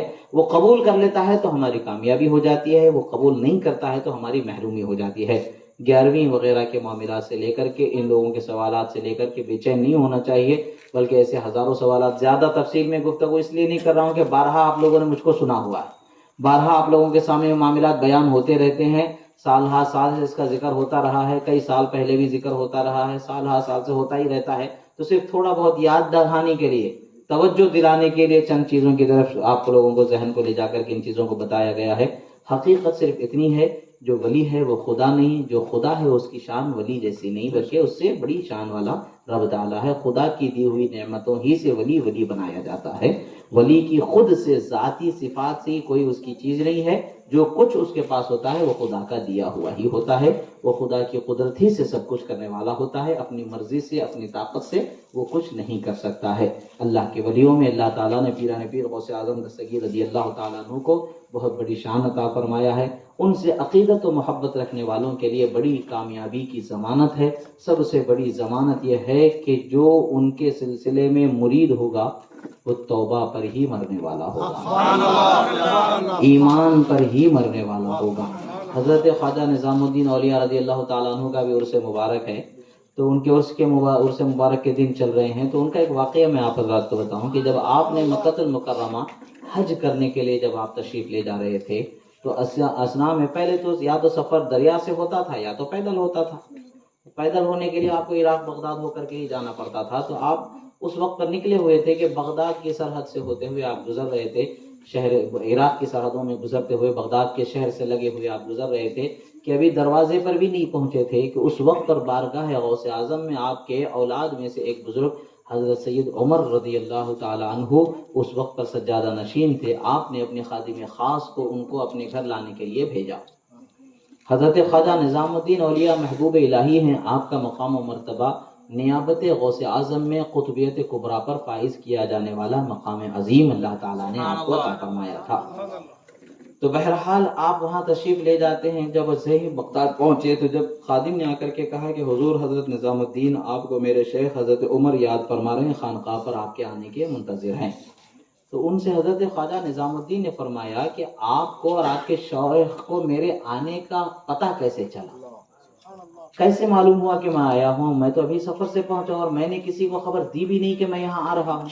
حضرت فرماتے ہیں کہ آپ جیسے کہ آپ کے شہر دلی سے سواری پر سوار ہوئے تبھی سے میرے شیخ کو پتہ چل گیا کہ آپ سفر کرنے والے، آپ یہاں پہنچے۔ بولے ہم علی کی ایک کرامت بتاتے ہوتے کہ شرک ہے، یہ اللہ تعالیٰ ہی غیب کی خبر جانتا ہے، انٹرنیٹ جو بتا رہا ہے اس کو کچھ نہیں شرک ہوتا۔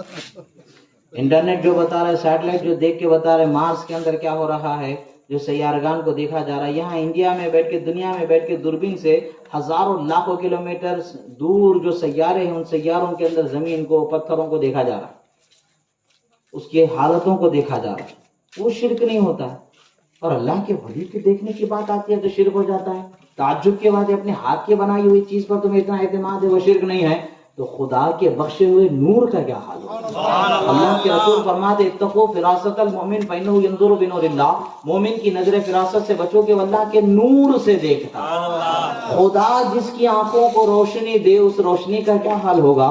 خدا جس کی آنکھوں کو دیکھنے کی طاقت عطا فرمائے اس کے دیکھنے کا حال کیا ہوگا؟ اس دیکھنے کا حال تو حضرت موسیٰ سے کوئی پوچھے، حضرت موسیٰ بیان فرمائیں گے خدا جسے دیکھنے کی طاقت دیتا ہے اس کا حال بڑا نرالا ہوتا ہے۔ بہرحال وہ کبھی کسی معراج کے موقع کے اوپر کبھی گفتگو ہوگی تو اس پر میں انشاءاللہ گفتگو کروں گا، وہ طویل موضوع بدل جائے گا اور موقع و محل بھی نہیں ہے۔ یہاں پر میں بتانا چاہ رہا تھا کہ حضرت خواجہ نظام الدین کے نکلنے سے پہلے ہی حضرت سیدنا عمر رضی اللہ تعالیٰ عنہ کو پتہ چل گیا تھا کہ آپ ہندوستان سے حج کے ارادے سے تشریف لے جا رہے، بغداد ہو کر کے جائیں گے۔ آپ کے آنے سے پہلے آپ کے لیے انتظام کیا جا رہا ہے، کیونکہ آپ قطب الوقت بھی تھے، جلیل القدر ولی کامل بھی تھے۔ مگر یاد رکھے کیا دبے جس پہ حمایت کا ہو پنجہ تیرا، کیا دبے جس پہ حمایت کا ہو پنجہ تیرا، شیر کو خطرے میں لاتا نہیں کتا تیرا۔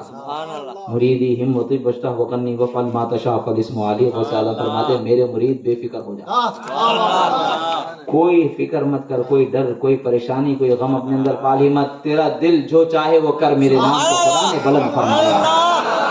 اب غوث اعظم کے مرید کا یہ حال ہے تو ان کے شہزادے کا کیا حال ہے؟ جب مرید کے لیے طاقت ہے، ہمت ہے، تو پھر ان کے شہزادوں کا کیا حال ہوگا؟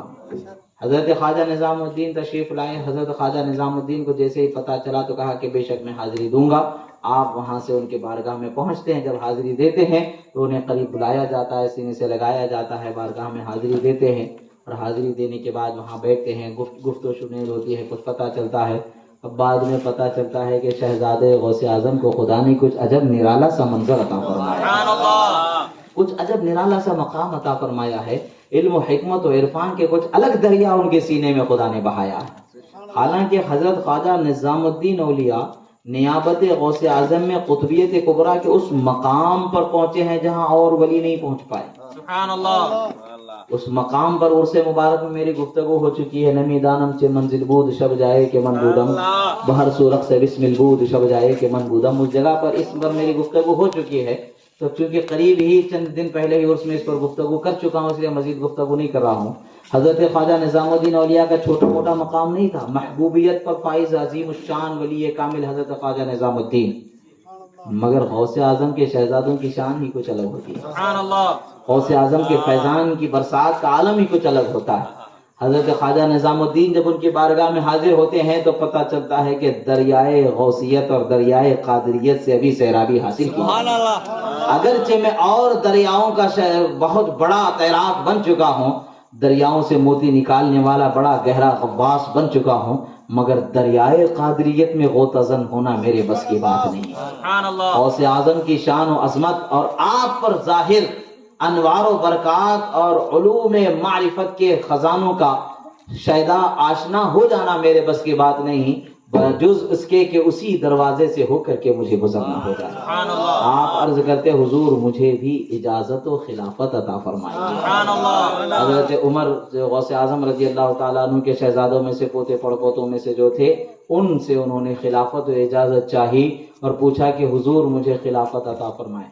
تو حضرت پوچھتے ہیں کون سے سلسلے سے خلافت عطا کرنا؟ سبحان اللہ. گویا بتا رہے ہیں کہ ابھی تنہا ایک ہی سلسلے کی شہنشاہیت نہیں بخشی ہے میرے جد کو، ہر سلسلے کے فیض کی دریا یہیں کے دروازے سے جاری ہے. چاہو تو تمہیں چشت کی دریا سے آج ایسا سرشار کر دوں کہ پھر تمہیں کوئی فنا و بقا کے منظر باقی نہ بچے، کوئی تشنگی باقی نہ بچے. چاہو تو پھر کسی اور دریا سے سیرابی دے دوں.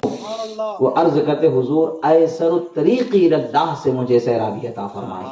سب سے آسان ترین طریق جو اللہ تک پہنچانے والا ہے، وصول الی اللہ کے منزل پر مضبوط ثابت قدم رکھنے والا ہے، اس طریق سے عطا فرمائے. فرماتے ہیں کہ ایسر الطریق الی اللہ والطریقۃ القادریہ، فرماتے ہیں اللہ کے نزدیک سب سے قریب ترین پہنچانے والا راستہ وہ غوث اعظم کے طریقت و مریدی کا راستہ ہے جو اللہ نے عطا فرمایا. اللہ اکبر. نعرہ رسالت یا رسول اللہ. غوث کا دامن نہیں چھوڑیں گے. غوث کا دامن نہیں چھوڑیں گے. پھر اسی طریق سے ان کو جو ہے غوث اعظم کی سلسلے قادریہ سے خلافت و سرداری و جانشینی عطا فرمائی گئی، اور پھر آپ حج کرتے ہوئے پھر ہندوستان واپس تشریف لائے. یعنی اولیاء جن کے مقام و مرتبے کو ہم اور آپ بخوبی جانتے ہیں. ہم چونکہ ہندوستان میں ہی رہتے، ہندوستان خواجہ کا ہے، تمام ہندوستان پر خواجہ ہی کی حکومت ہے.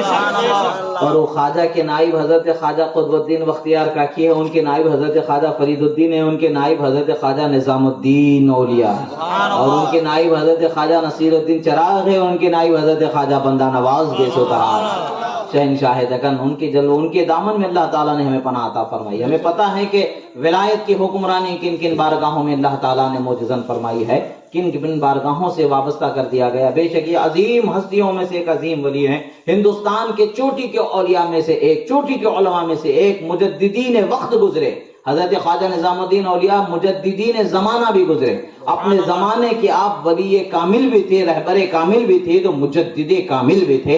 آپ ایک مجدد بھی تھے، آپ ایک محدث بھی تھے، آپ ایک فقیہ بھی تھے، آپ ایک عالم بھی تھے، اور آپ ایک ولی با کمال بھی تھے، اور آپ محبوب رب العالمین بھی تھے. یعنی آپ کو بہت اونچے مقام عطا فرمائے، اور ان کو جو سیرابی عطا ہو رہی ہے بارگاہ غوث اعظم سے عطا ہو رہی ہے. یہاں پر معاذ اللہ ان کے مقام و مرتبے کی تحقیر نہیں، بلکہ غوث اعظم کے لیے خصوصی جو انعامات اللہ تعالیٰ کی بارگاہ سے میسر ہے، اور آپ کے شہزادگان اور آپ کے خانوادے کو جو اللہ تعالیٰ نے بخشا ہے، اس فیضان کی طرف توجہ دلانا ہے کہ ہر جگہ وہ فیضان نہیں ملتا ہے تو دربار غوث اعظم ہی میں وہ ملتا ہے. آپ کی ذات پر وہ فیض جاری ہے، اور آپ کے شہزادگان کی ذات پر وہ فیض جاری ہے. اور جگہوں پر اگرچہ کمال کی بلندی پر پہنچے ہوئے ہیں، مگر بارگاہ غوث اعظم کی احتیاج ان کو بھی اللہ تعالیٰ نے باقی رکھا ہے. عزیزان محترم، جب اولیاء حضرت خواجہ نظام الدین جیسے غوث اعظم کے سلسلے کے محتاج ہیں تو ہم اور آپ کیسے محتاج نہیں ہو سکتے ہیں؟ اللہ تبارک و تعالیٰ کا شکر ہے کہ اللہ تعالیٰ نے ہمیں جو نعمتیں عطا فرمائی ہے، ان نعمتوں میں سے ایمان کے ساتھ ساتھ سب سے بڑی نعمت غوث اعظم کا سلسلہ بخشا ہے، غوث اعظم کی مریدی بخشی ہے۔ اللہ تعالیٰ کا شکر ہے کہ اللہ تعالیٰ نے ہمیں یہ نعمت بخشی۔ اللہ تعالیٰ ہمیں اس پر ثابت قدم رکھے، کہنے میں، سننے میں، بولنے میں، سننے میں، سمجھنے میں، سمجھانے میں، بتانے میں جو غلطی ہوئی اللہ تعالیٰ اسے معاف فرمائے۔ اقول قولی ھذا استغفر اللہ لی ولکم ولسائر المؤمنین وما علینا الا البلاغ المبین۔ السلام علیکم ورحمۃ اللہ۔